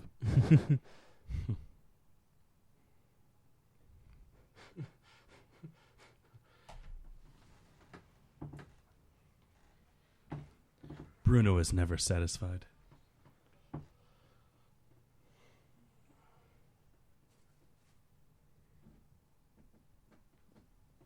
It's 9 in the afternoon.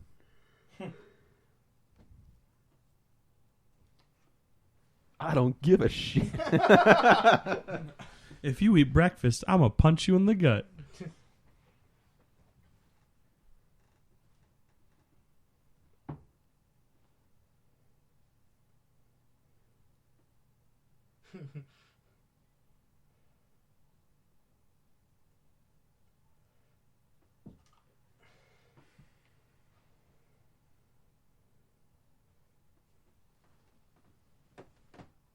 Yeah, damn right. But, we saw people having fucking burgers earlier for breakfast. Hey, man, I like to see it as a rite of passage. I'm an adult. I can have whatever I want for whatever meal. Shit, I've had anywhere from Taco Bell to Chinese for breakfast. Mm-hmm. And not even Taco Bell breakfast. Just like straight up like, oh, hey. Oh, yeah, no, some I had leftover tacos. I had a smothered burrito for breakfast, like, at a posting of this about a month ago. Yeah, but when you say smothered burrito, it doesn't sound like something that's normally an edible food item on Taco Bell's menu. Well, little do you know. I'm saying that sounds like a penis. Tomato, tomato.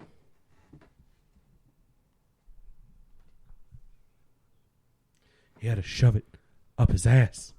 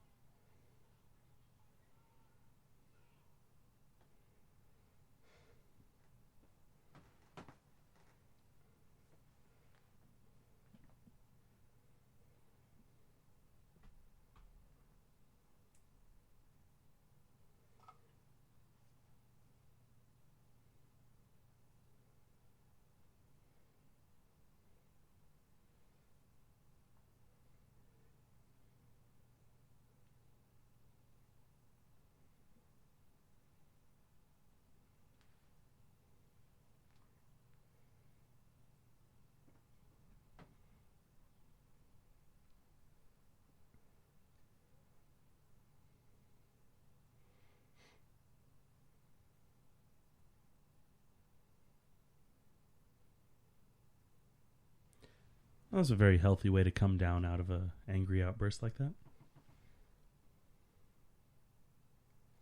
Yeah, usually when you're angry, it's better to let it all out than to keep it in. True that. That's why it was good for him to throw the TV. Yep. And not her.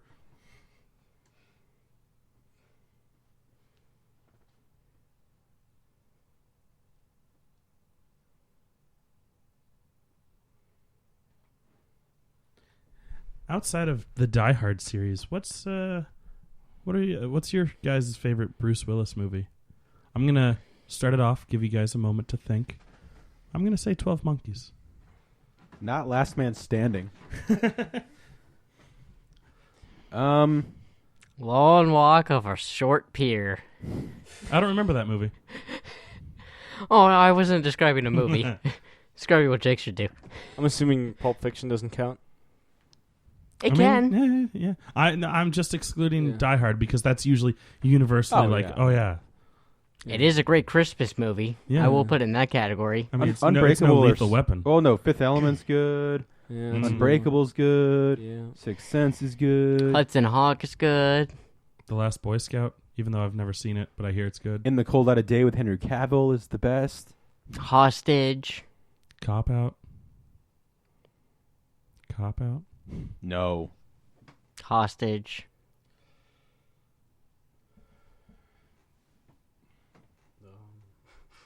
Striking Distance.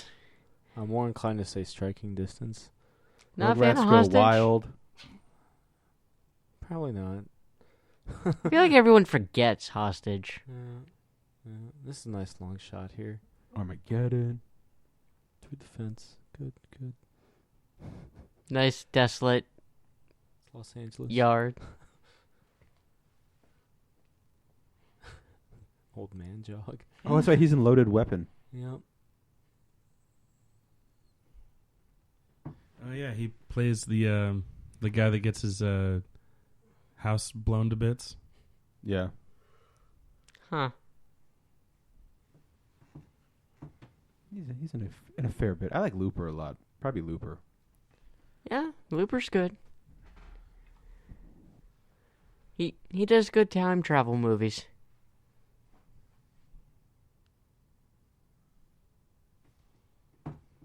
Looper and 12 Monkeys. Yeah. Not Last Man Standing. So he has still done fewer time travel movies than Michael J. Fox. Yeah. And Christopher Lloyd. But from a number to success ratio, who's done better? Like number of films and all those numbers have been successful. I guess Bruce Willis. Just because he's been in more movies. Period. So I was talking about time travel movies that have been successful. Well, I mean, I like all three of them. I don't know if I'd call the third one. Well, no, maybe the second one a success. I mean, financially, if that's the metric you're going for, they all did just fine.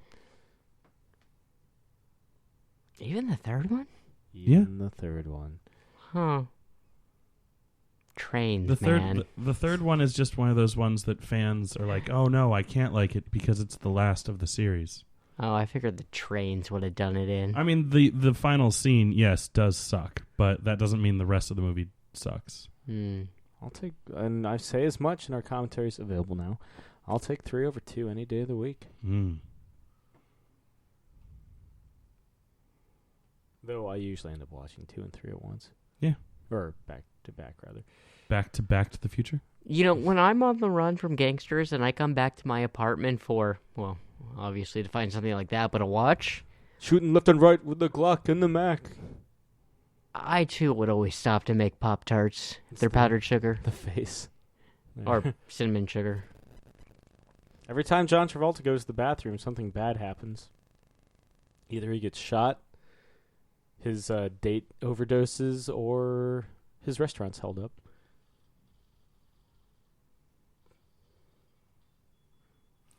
Well, at least he knows he's not going to shit himself after he dies. I'm sure there's still a little bit left in the tank. There's a lot of smoke from that gun if it set off the fire alarm. Shooting left and right with a Glock. For certain was the Pop-Tarts. They weren't in the toaster that long. Could be a really crummy toaster. Thoughts of John Travolta. He forgot the Pop-Tarts. You might need the gun. Take the gun. Leave the Pop-Tarts. So close. So close to getting it out.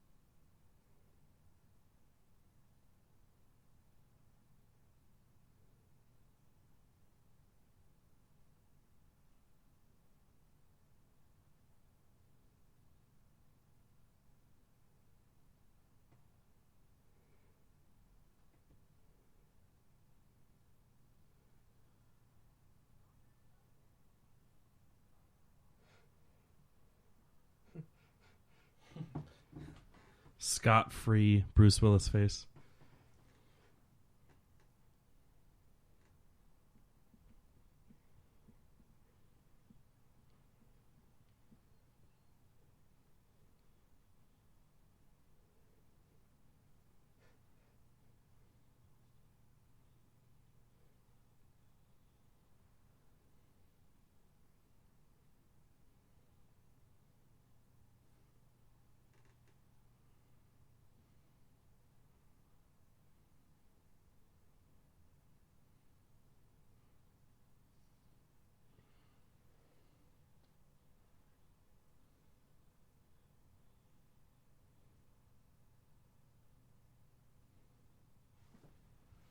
In Die Hard with a Vengeance, now I'm thinking about it, one of the first things that Butch or John McClane says, I was doing smoking cigarettes and watching Captain Kangaroo, which I guess is a lyric from that song.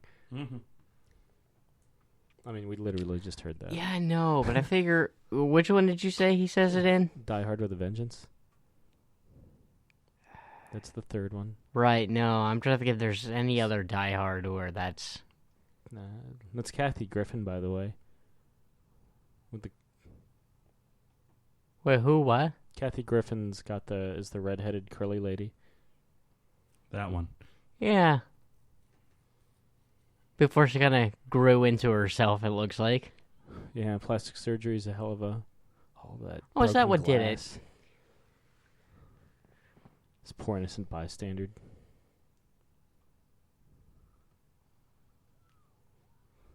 She won't be bystanding anymore. Oh. Yeah, got one. Yeah. I feel like this is the same street where Blink-182 ran naked. Could be. Wow, they were filming this movie, probably. And then they just waited like another 6 years to release the music video.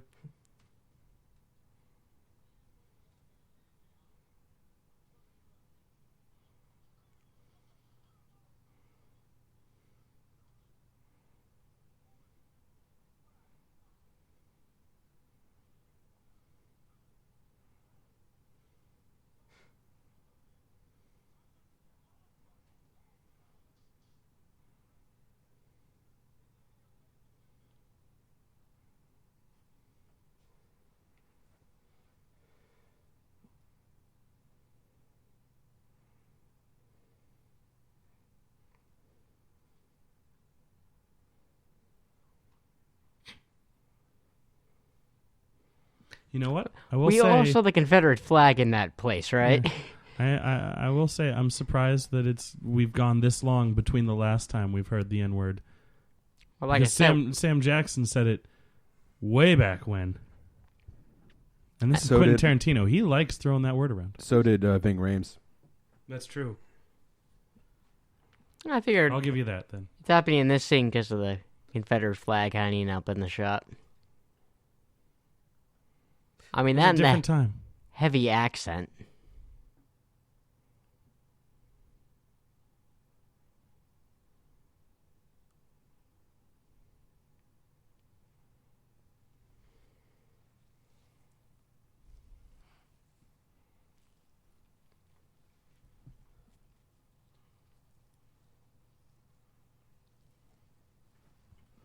Back with old fire hydrants that used to just carry water instead of fire retardant foam. Oh, is that what that is? I figured it was urine. Yeah. And it was a peen.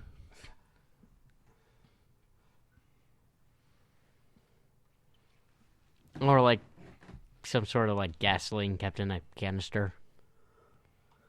A fire extinguisher?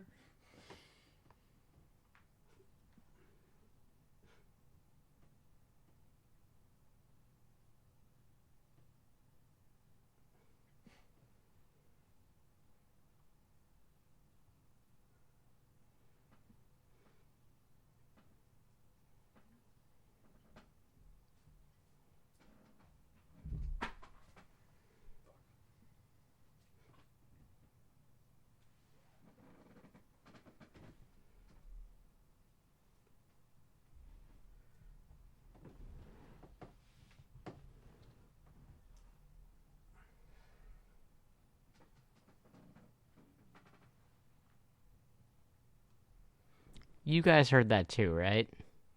The audio changed drastically. All the great ADR? Yeah. Yeah. Yeah. Must have a good Foley artist.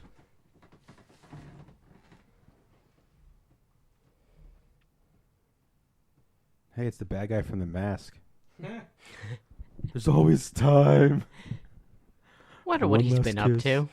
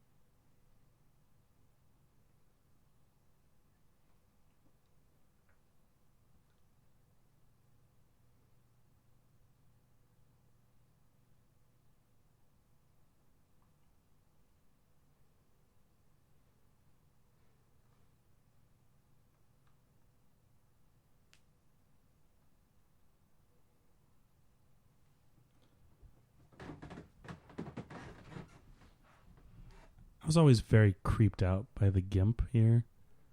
Anyone else with me there? Well, we never know his story. For some reason, this random pawn shop in the valley has a fucking gimp in the basement. Yeah. No backstory. Just I have no idea what the role of a gimp is supposed to fill, so. Yeah. It's part of it. No, I meant... It just expands on the depravity of the characters. No, I meant what the role of a gimp in a situation like that fills. Sex thing. It's a super subservient sex thing. Oh, okay. Like that. I didn't know. Yeah. All these guys clearly kind of have some sort of like masochist rape fetish. Well, yeah, that makes sense. But I never knew what a gimp is for.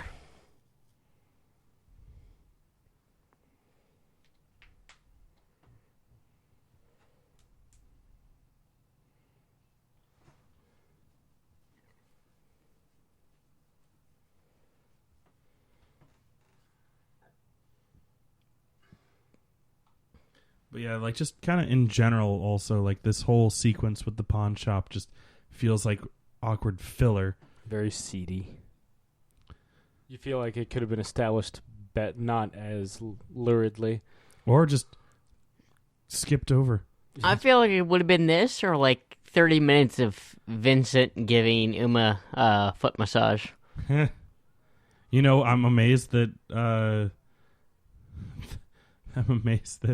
Tarantino didn't go with that. You play your cards when it's best. We kind of get the nobility of Bruce Willis's character, because he could just fucking go. Even though this man, the man that he's, goes back to save, was trying to kill him, there's something that just won't leave him to it. Well, he's trying to kill him for his own noble reason. If I had to guess, I'd say Willis screwed him out of a lot of money. Yeah. By I'm he's guessing. Also probably thinking, "Hey, we can make bygones be bygones here." Well, or just man doesn't deserve to die like that. Yeah, because I think he kind of figures that like Ving Rhames' character Marcellus will probably not leave this place alive if he leaves him. I figure he does this both as like. I like the escalation here though. Hammer. Kind of like what his daddy would have done, and wipe the slate clean for the debt. Baseball bat. Fury. Ooh. Yeah, it's like Ron movie guy. Chainsaw. Still Ron movie. Race car. No. Toy airplane. Ooh, sword. I wonder if that's a Hattori Hanzo sword. Oh. I don't know. Let's ask all the fan theory people. There's like they'd all say yes, probably.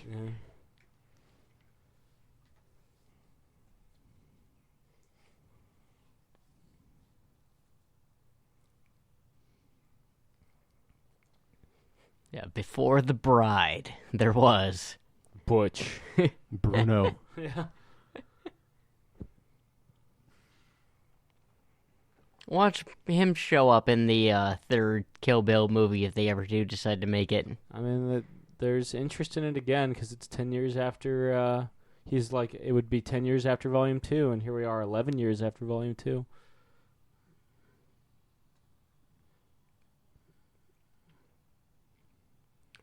Bifocal lens. Though it's not as distracting as, say, Dick Tracy. True.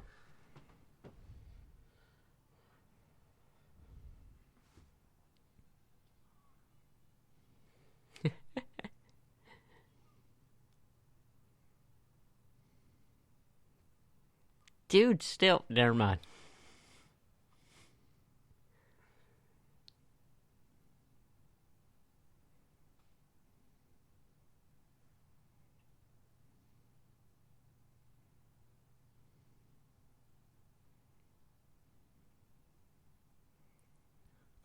There's a theory that the sword that Bruce Willis is wielding is the sword, Bud's sword, Bill's brother, who apparently in Volume 2 says that he pawned the sword, which was made by the same guy.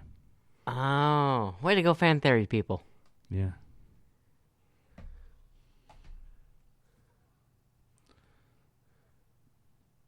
Which would then mean that this film takes place before. It doesn't necessarily have to. In the universe. Because Volume 2, we see that Bud was actually lying. So then it's not that sword at all. Well, I mean, we don't know what happens to it afterwards. All we know is the bride uses it to beat Daryl Hannah's character in Bud's trailer.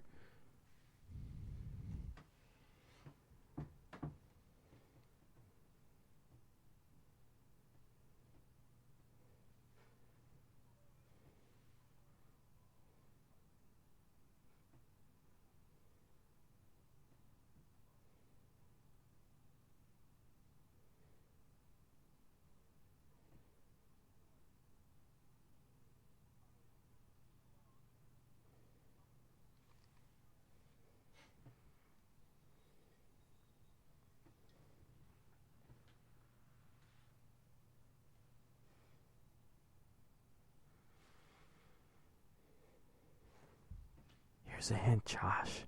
He can just be trying to save Marcellus, not clear his debt. They're not mutually exclusive.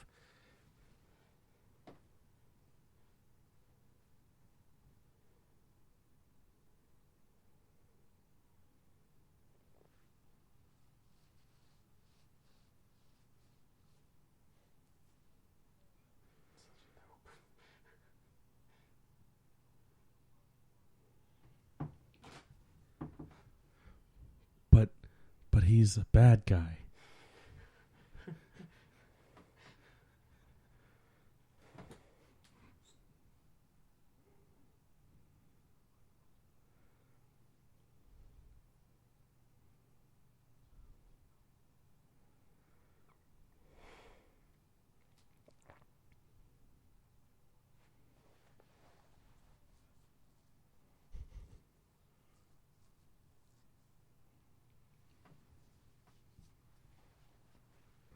So he becomes a detective in New York City. I'd call that wiping the debt clean. They're not mutually exclusive, like I said, you dope. You need to learn how to listen. Or just learn. Huh? Never mind.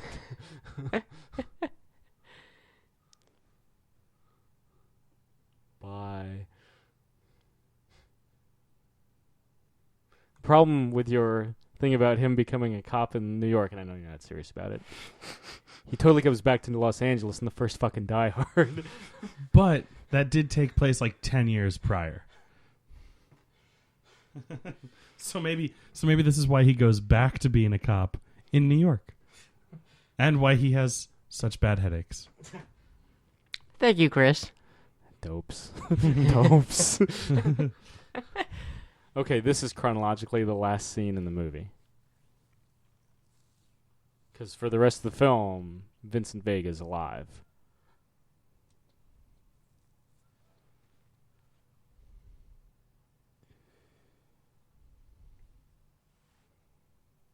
Does it say Grace or Crack? I think it's Grace. Okay. Grace.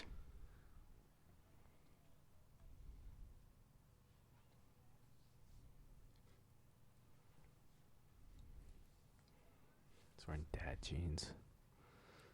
And a blood-soaked shirt. We're just splitting hairs, Butch. Oh. Again, Butch, not mutually exclusive. Yeah, I'll take issue with that one. Oh, that one. That's where it happens. That's where you draw the line? Yes, because I have family members that are obsessed over motorcycles, and I hate bickering like that. Hmm. You hate nitpicking? Over bikes.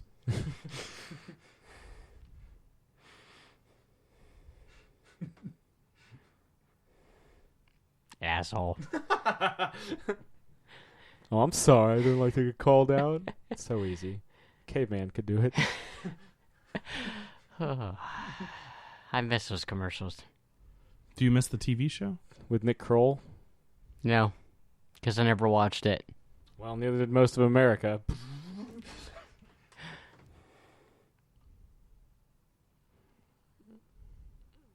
Well, I'd hope the zombie would be dead. This is it. That's the last. Technically, that's the last thing that happens. And roll credits. But we still got. And we are full circle. Jerry Seinfeld? What's the deal with that? What's the deal with Big Kahuna Burger? Is his name Brett or Brad?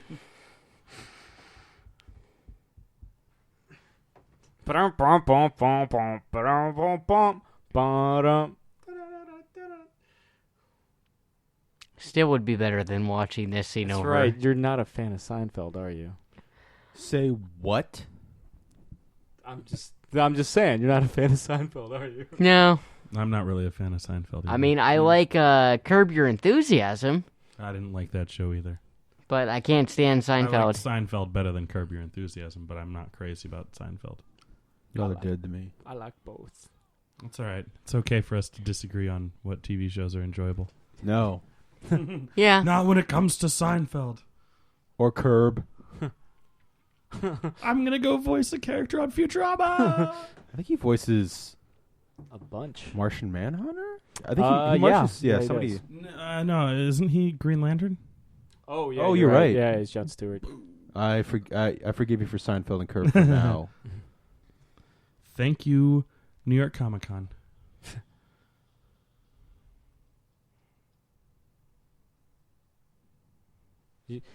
Bit of a fun fact. Before Jerry Seinfeld came out and shot at Jules and Vincent, bullet holes were already in the wall. Mm-hmm.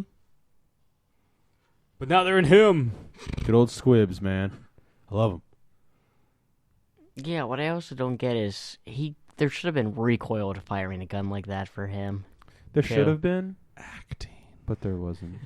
Yeah, a lack thereof. There shouldn't have been bullet holes before before he fired. He kind of looks Exactly. like Hermes. Yeah. Yeah, it was. It should have kicked in his fucking hand and knocked him in the goddamn forehead. Well, no, he would have missed with a gun like that.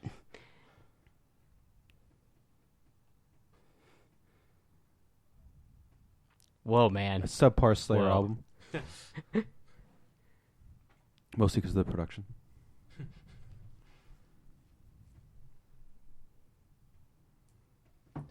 That means that Xenu came and... Reduced our thetan levels? Or Yeah. does Xenu increase Sam- our thetan levels? I'm not sure. Sammy, oh my god. Oh my god, there's bullet holes everywhere, Sammy. Yeah. Oh my god. Jules, if he stopped the bullets, they wouldn't have gone into the wall at all.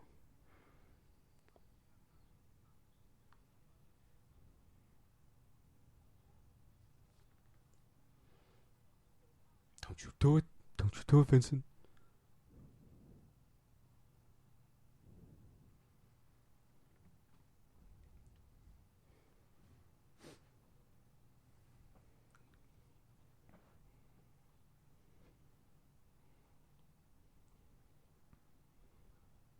This is, I mean, I know everyone loves this scene, but this is the fucking best. Yeah. I love this scene Well, so much. it was originally written that they accidentally get him in the throat, and then they have to put him out of his misery. Oh, jeez. And Phil Lamar was talking to Tarantino. He was like, look, it's going to kind of make him look a little unlikable. Why don't you just have him fucking blow my head off? And they were like, okay. That's the best. Like when someone says Pulp Fiction, this was the scene I always think of. It's the Ezekiel scene for me. Basically, Which apparently most of the internet. basically these two characters.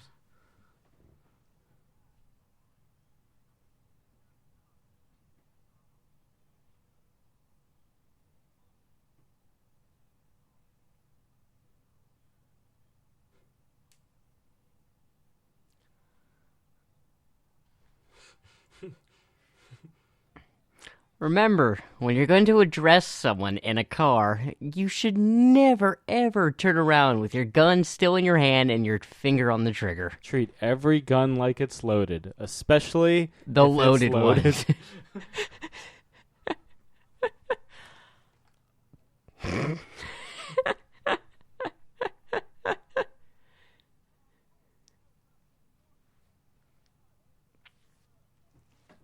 How did Sam Jackson get blood on his hand?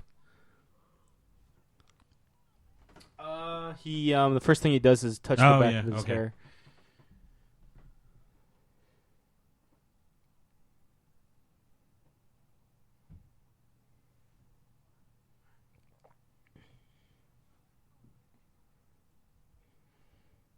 Is the worst performance in this film Quentin Tarantino's? Yeah. Here's the thing. No. Any movie that Tarantino is acting in, I love him, but it's probably going to be the worst. Even Reservoir Dogs? Yeah. Okay. But I because everyone else is Tarantino was playing the role of Vincent Vega in this one. No, he wishes. Yeah. Vincent Vega was just written to be Quentin Tarantino. Exactly. It's his a voice. la Clerks. Yeah. So, no, Tarantino is not the worst part in this.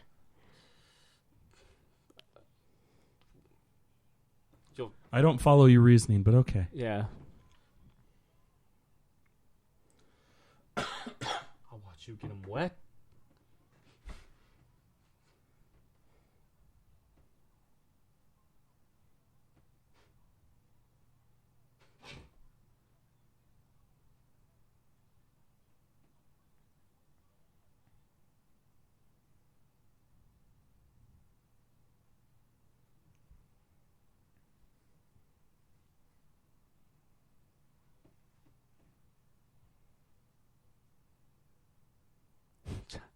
Vincent is such a little bitch. He's always like, Even in the face of, I think, Winston Wolfe, he's like, so pouty.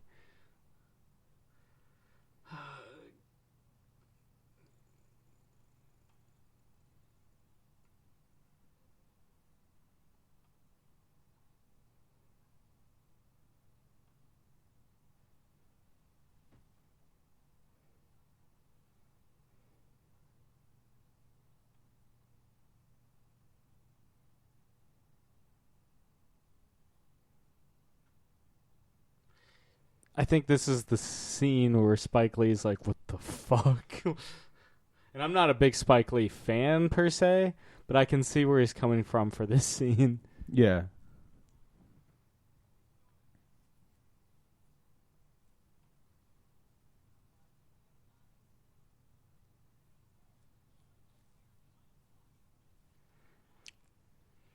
But I guess the question is, did anyone else making this movie really have an issue with it? With his acting?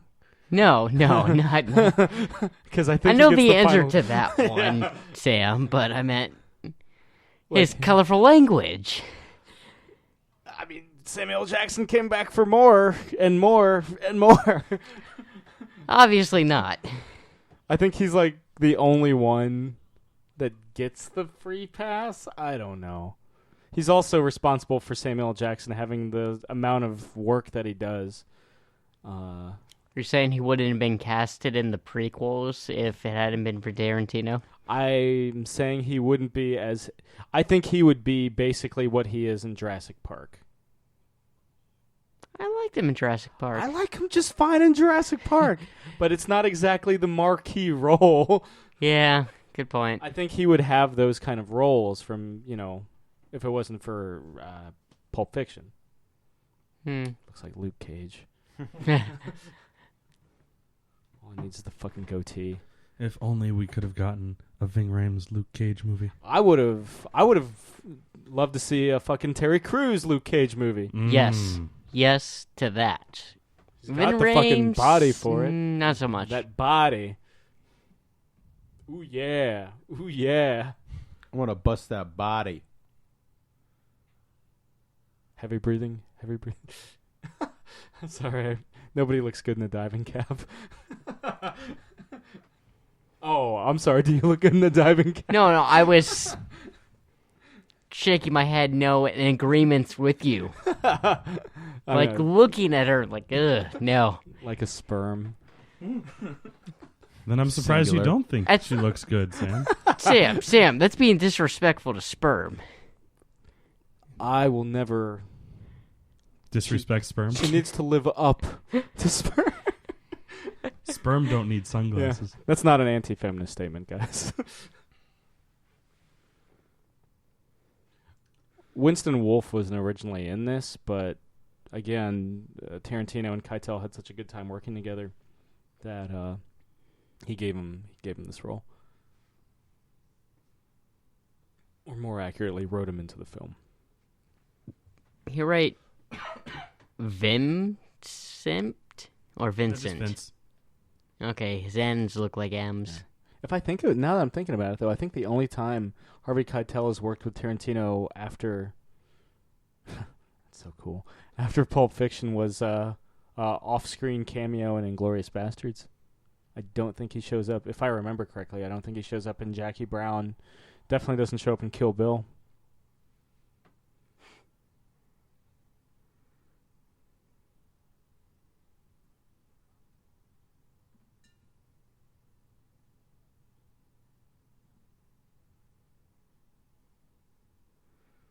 So polite. He's all about etiquette.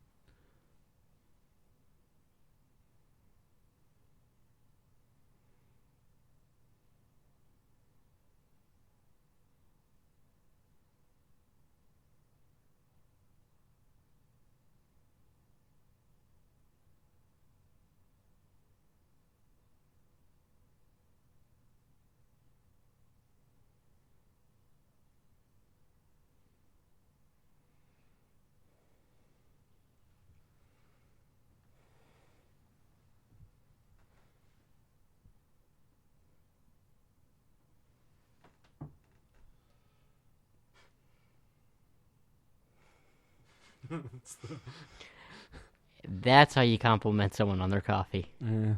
Well, yeah. Coming in wearing a full fucking tuxedo and just the...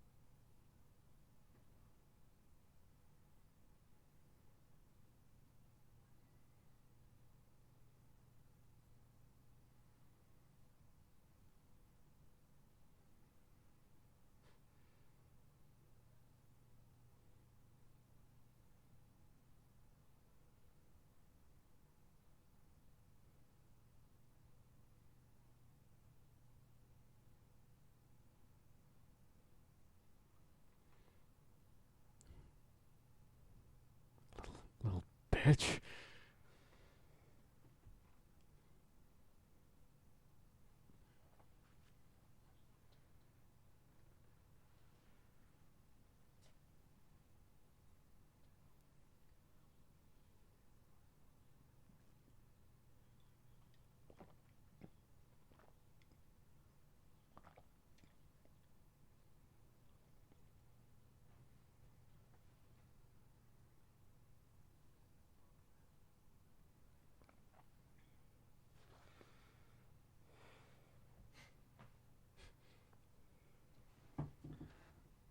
Can't stand it when people do that, pull that, like a please would be nice. Yeah. Bullshit. Yeah. Especially. Oh, thank you. Yeah. Especially in I've never been in a situation exactly like that. But like where there's bigger priorities. Yeah. Wait. You cleaning haven't? out someone's skull. My dad used to do this. No, thing. I usually just leave the blood. My dad used to do this Okay. thing. Same with my uncle. One of my uncles. If someone pulled that on him, like thank you, but nice, like holding the door open, they would stop and turn and go, thank you very much. Thank you very much. That's the nicest thing that anyone's ever done for me. Just to make the person feel like a fucking asshole. Just a simple fuck you gets the point across.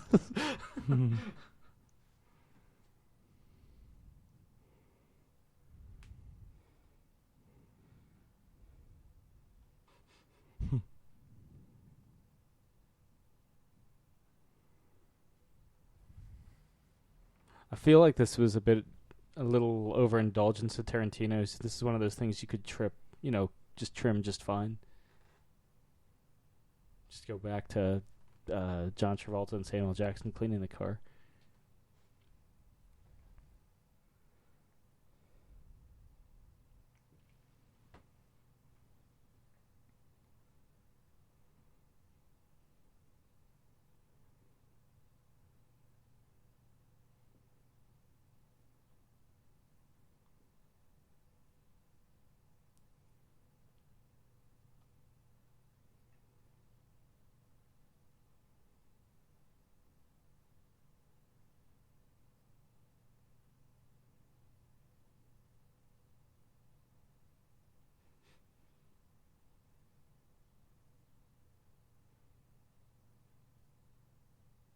Yeah, for whatever reason, I just feel like that doesn't necessarily add to the whole thing. Yeah. It'd be cute if the movie was only like an hour and a half long. Yeah.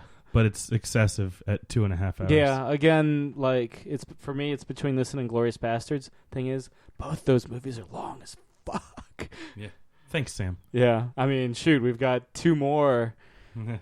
I guess you're the only one that managed to get one that was less than 2 hours, unless Jake changes his mind and goes with Death Proof. But I kind of feel like Django's a good choice because it's like the film right before Hateful Eight. Yeah. Yeah. And it's titty.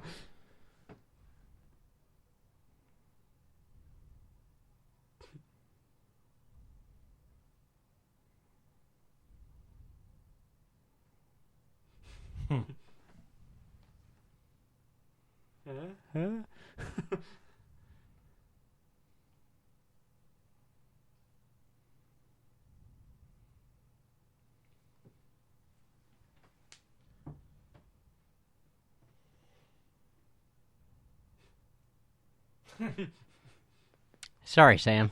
It's honestly one of my favorite lines in the film.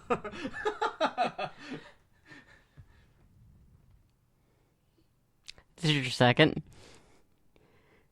You don't get to see their penis. Where's the penis, Josh? What's the frequency, Kenneth? Sam, use your imagination. It was given to you for a reason. I save that for Harvey Keitel. You Hey, see his penis. I'm in not Bad judging. Lieutenant, the original. If you like a little more wrinkles in your sausage, more power to you. You got to age that meat. I like it smoked too. God. Sometimes even I stop and wonder, guys.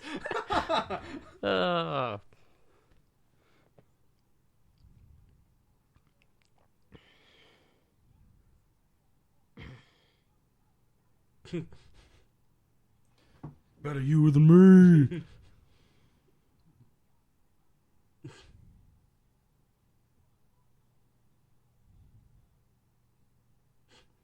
It's a director, man.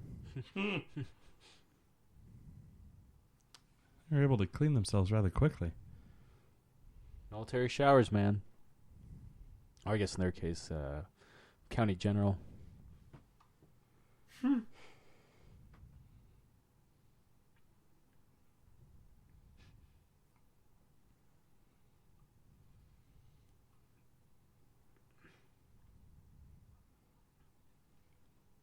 They're your clothes, Jimmy. Motherfucker. I'd say Taurus, but yeah, I guess Dork works well. Yep, that's the last we see of Philomar.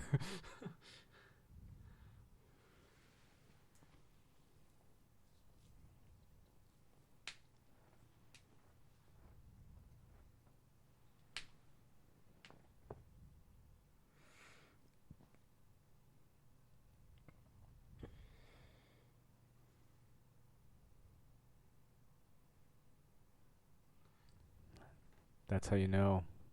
Drives an Acura.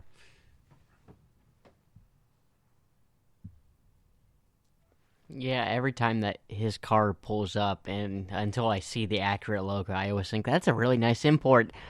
Oh, there's a guy, it's an Acura. One of my neighbor's dads, like when I was a kid, used to drive. Always would have like an Acura, and I always thought it looked cool for a riced up Honda. Well, in the fact that everybody else in the neighborhood were driving like Fords and Toyotas. It was different.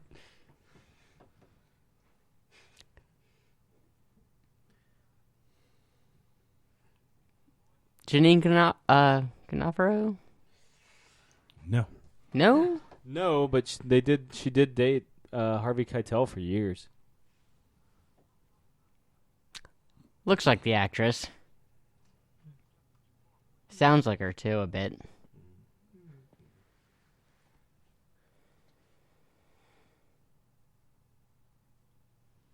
Aw, puppies!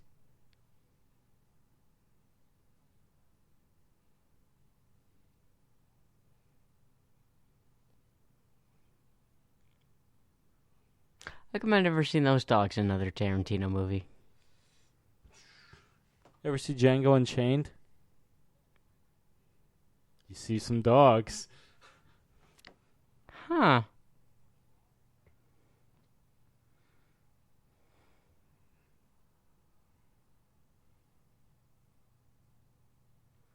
Such an odd choice of car for his character. Amazing how much, like, chopping, and shortening the rest of that scene was, but he had to leave in every single minute of his own acting. Funny that. Almost like... He's full of himself. Yeah, that he directed the motherfucker. Who, Keitel or... Yes, this film is directed by Harvey Keitel. Based I wonder upon if he's directed anything. I'm sure he has. Based upon the scenes he just had here in the film, yeah, I would believe it. Well, the bulk of the scenes also featured Quentin Tarantino, who is credited as director of this movie.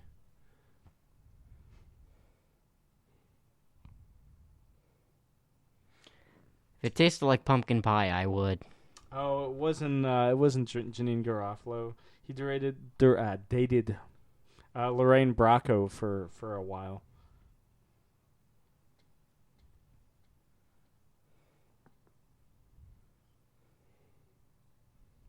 Take that, Josh.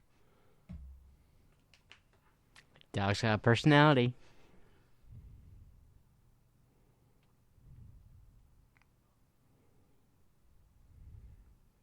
I'm not seeing any directorial work, though he did appear in a movie called My Sexiest Year. Ooh.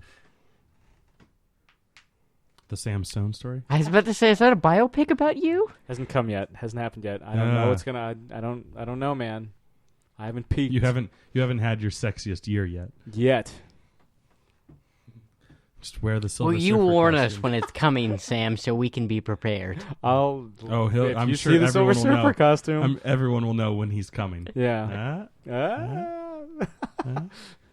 got it. Good. Yeah, bravo. I'll give it a 4. Yeah. That's fair. Out of 10? Yeah, that's fair. Yeah. Yeah.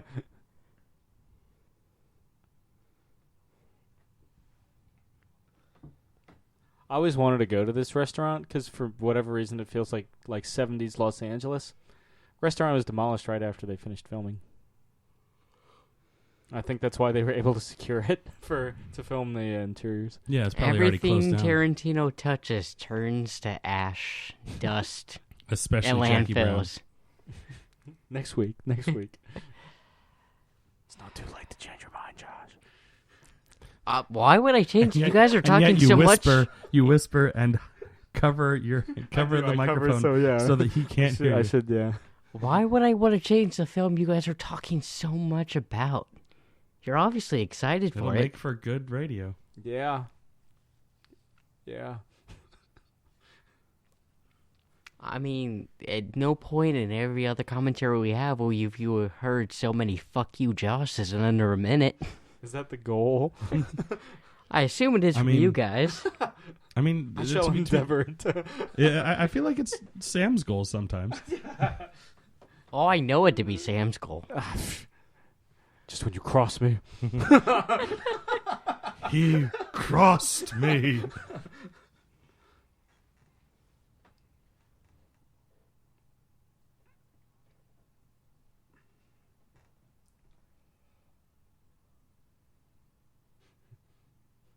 He's got Professor X hands.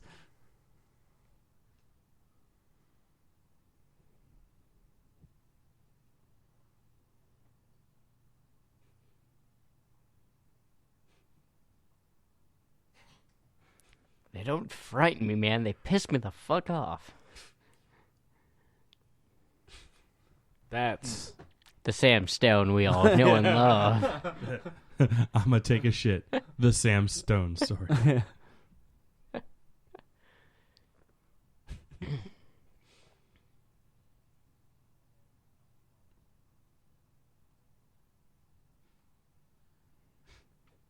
Idiots would call it an epiphany.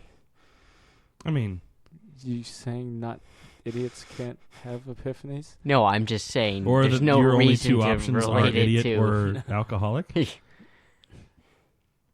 have already finished my beverage.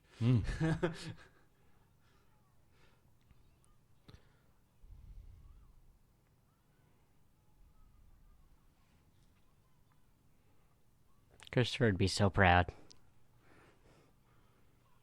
Yeah. Plumber. Oh, yeah, well.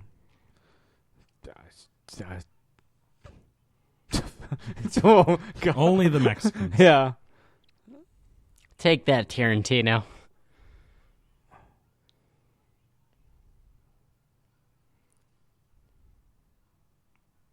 It had to be that kind of music, too. To be fair, I work in a restaurant that has a kitchen that is populated by many Hispanic. I don't know what specific countries they're from because I know they're not all Mexicans, but it is that kind of music back there all day.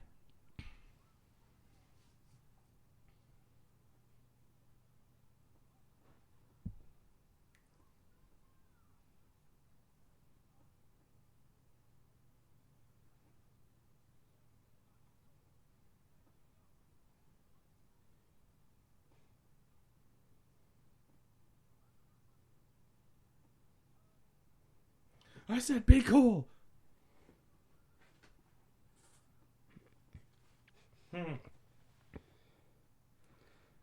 Nobody checks the bathrooms. It must be thick walls to not hear what's going on out there. Monster shit. Speaking from experience? Yes.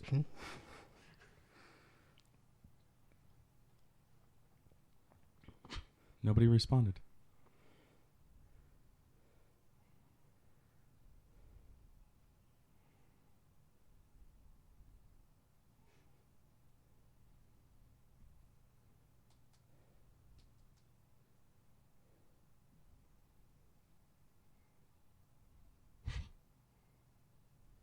Is that a cellular phone?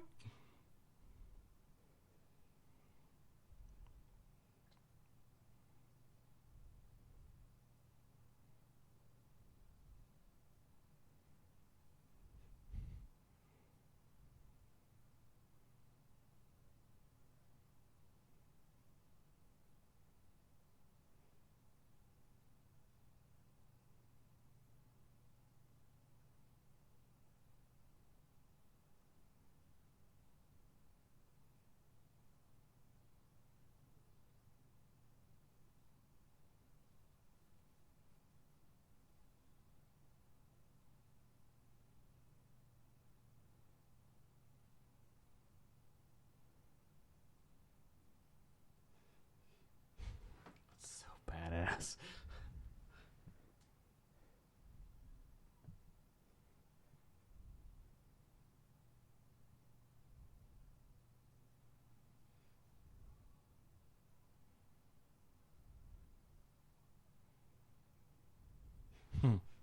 It used to be my text message alert in college. There'd be a lot of situations where suddenly I would hear a voice saying that very thing. some scenarios where that was maybe not the best thing for that to be exclaimed from my pants.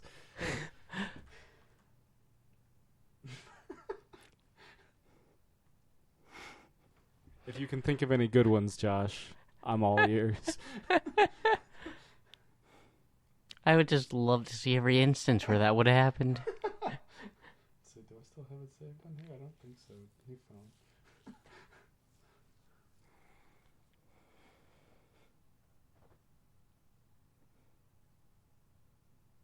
It's a light.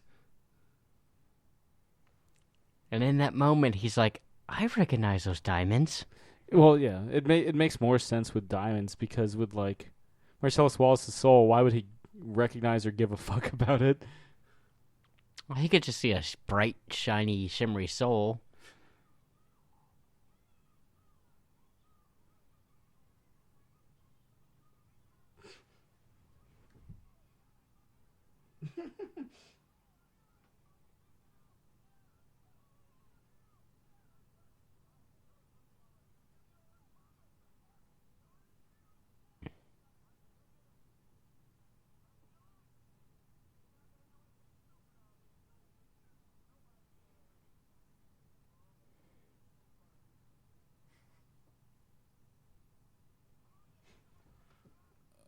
I'd never watched Happy Days. What's a Fonzie? I'm too young and TV Land hasn't started yet.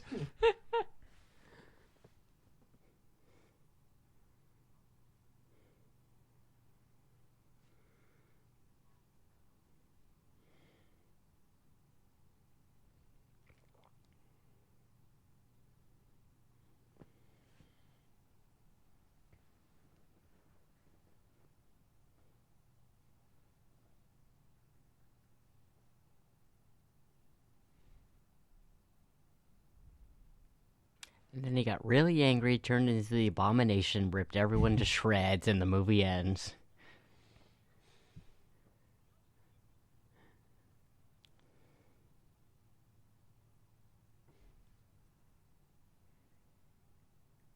Says the man with his finger on the trigger.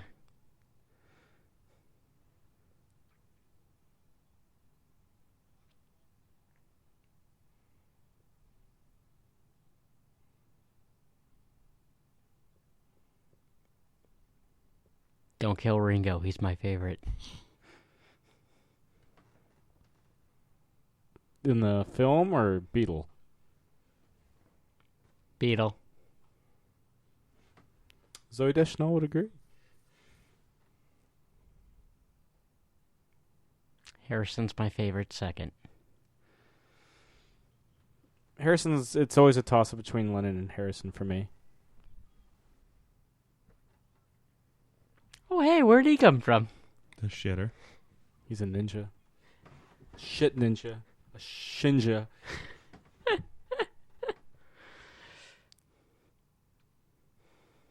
Are you a shit ninja, Sam?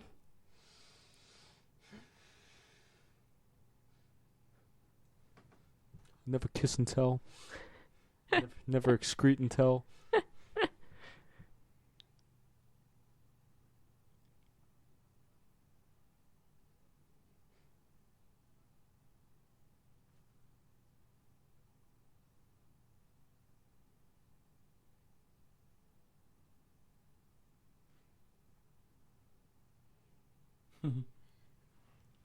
Apparently the bad motherfucker wallet actually belonged to Tarantino, and he he used it for the scene.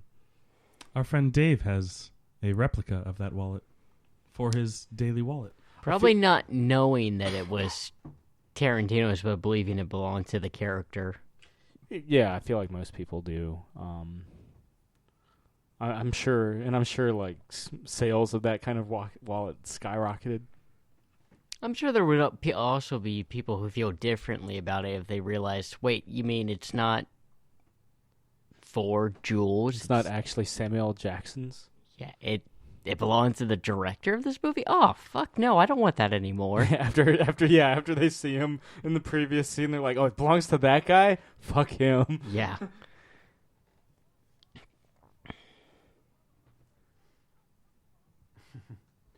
I like in Preacher, he has the fuck communism lighter.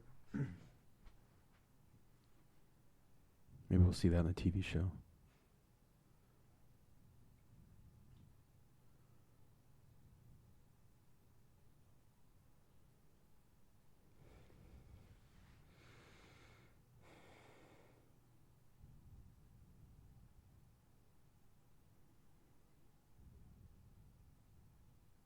See, I keep expecting him to have a Vincent Vega moment, because the way how he's handling this gun, at any point his finger would just slip and blow his brains out.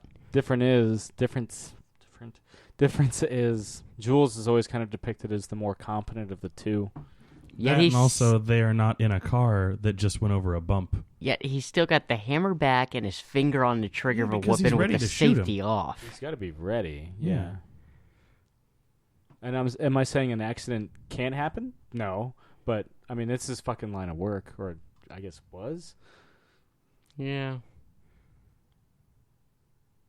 That used to be my, not profile picture, not background. I used to have that somewhere. I think it was like a...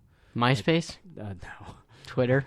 No, I think it was a desktop background. So it was Samuel L. Jackson pointing a gun at all my icons.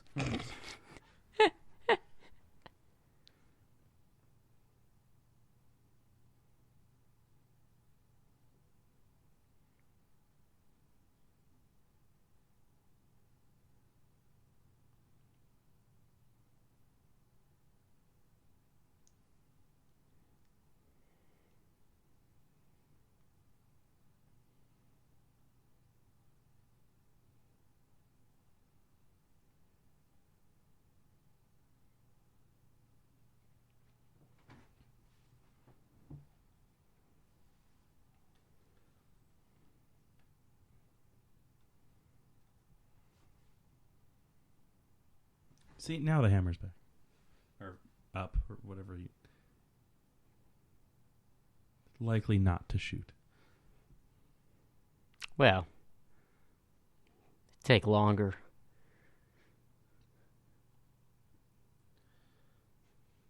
Well, he had it before. He could have sneezed and Ringo's head would have been blown clean off.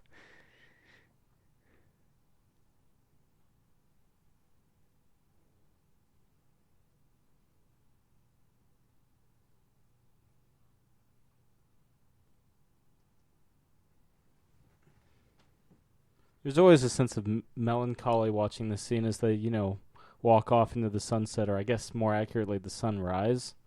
Because we already know how... Or to the bar. Well, yeah, more specifically. But because we already know how Vincent Vega's story ends, and we know that it ends very soon. So we have no idea what happens to Jules. The rumor is he's the piano player or organist in Kill Bill that gets killed in the Wedding Hall Massacre. Well, that's a pity, if that's true. Yeah. But, yeah, man, that's just a blast from the past. That always just brings me right back to when I first watched that movie, like in high school. Man, such a good motherfucking... And yeah, it is, as Chris pointed out, it is Brett with 2 T's.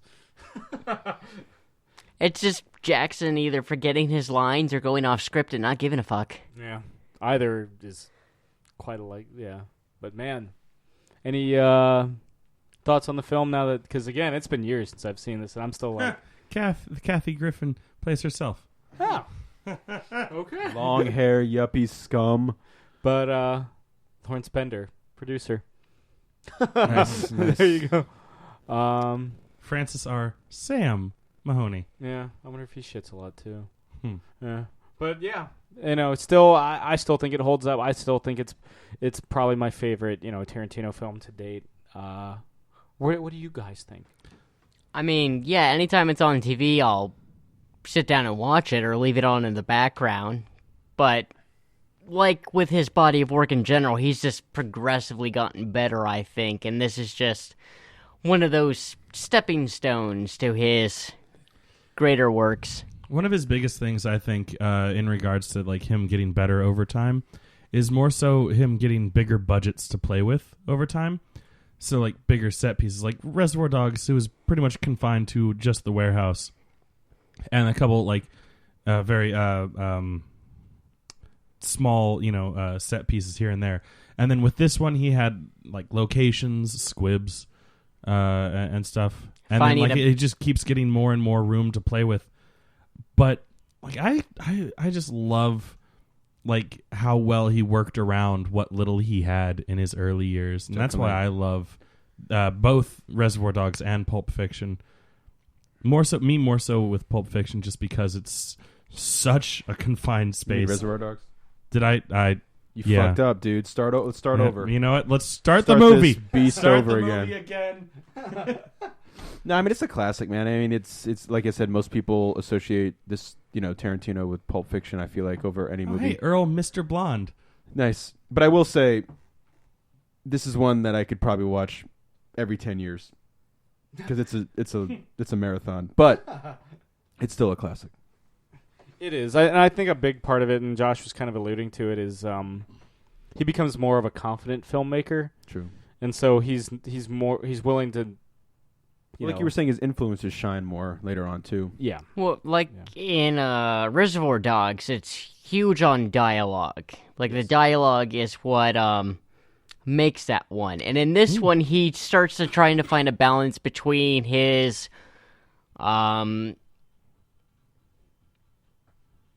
I don't want to say comprehension, but his way of how he molds the English language for his films and the action and set pieces, and finds a way to blend them both together in this one. Yeah. I'll take that. Sounds good. I'll allow it. Yeah. Sounds good. Well done, Josh. It's been another Geek Out commentary. I'm Sam. I'm Chris. I'm Jake. I'm Josh. And it's been another installment in the our little celebration of Quentin Tarantino in honor of the Hateful Eight. We'll be back next week with Josh's pick. Ooh. Bye. Good night.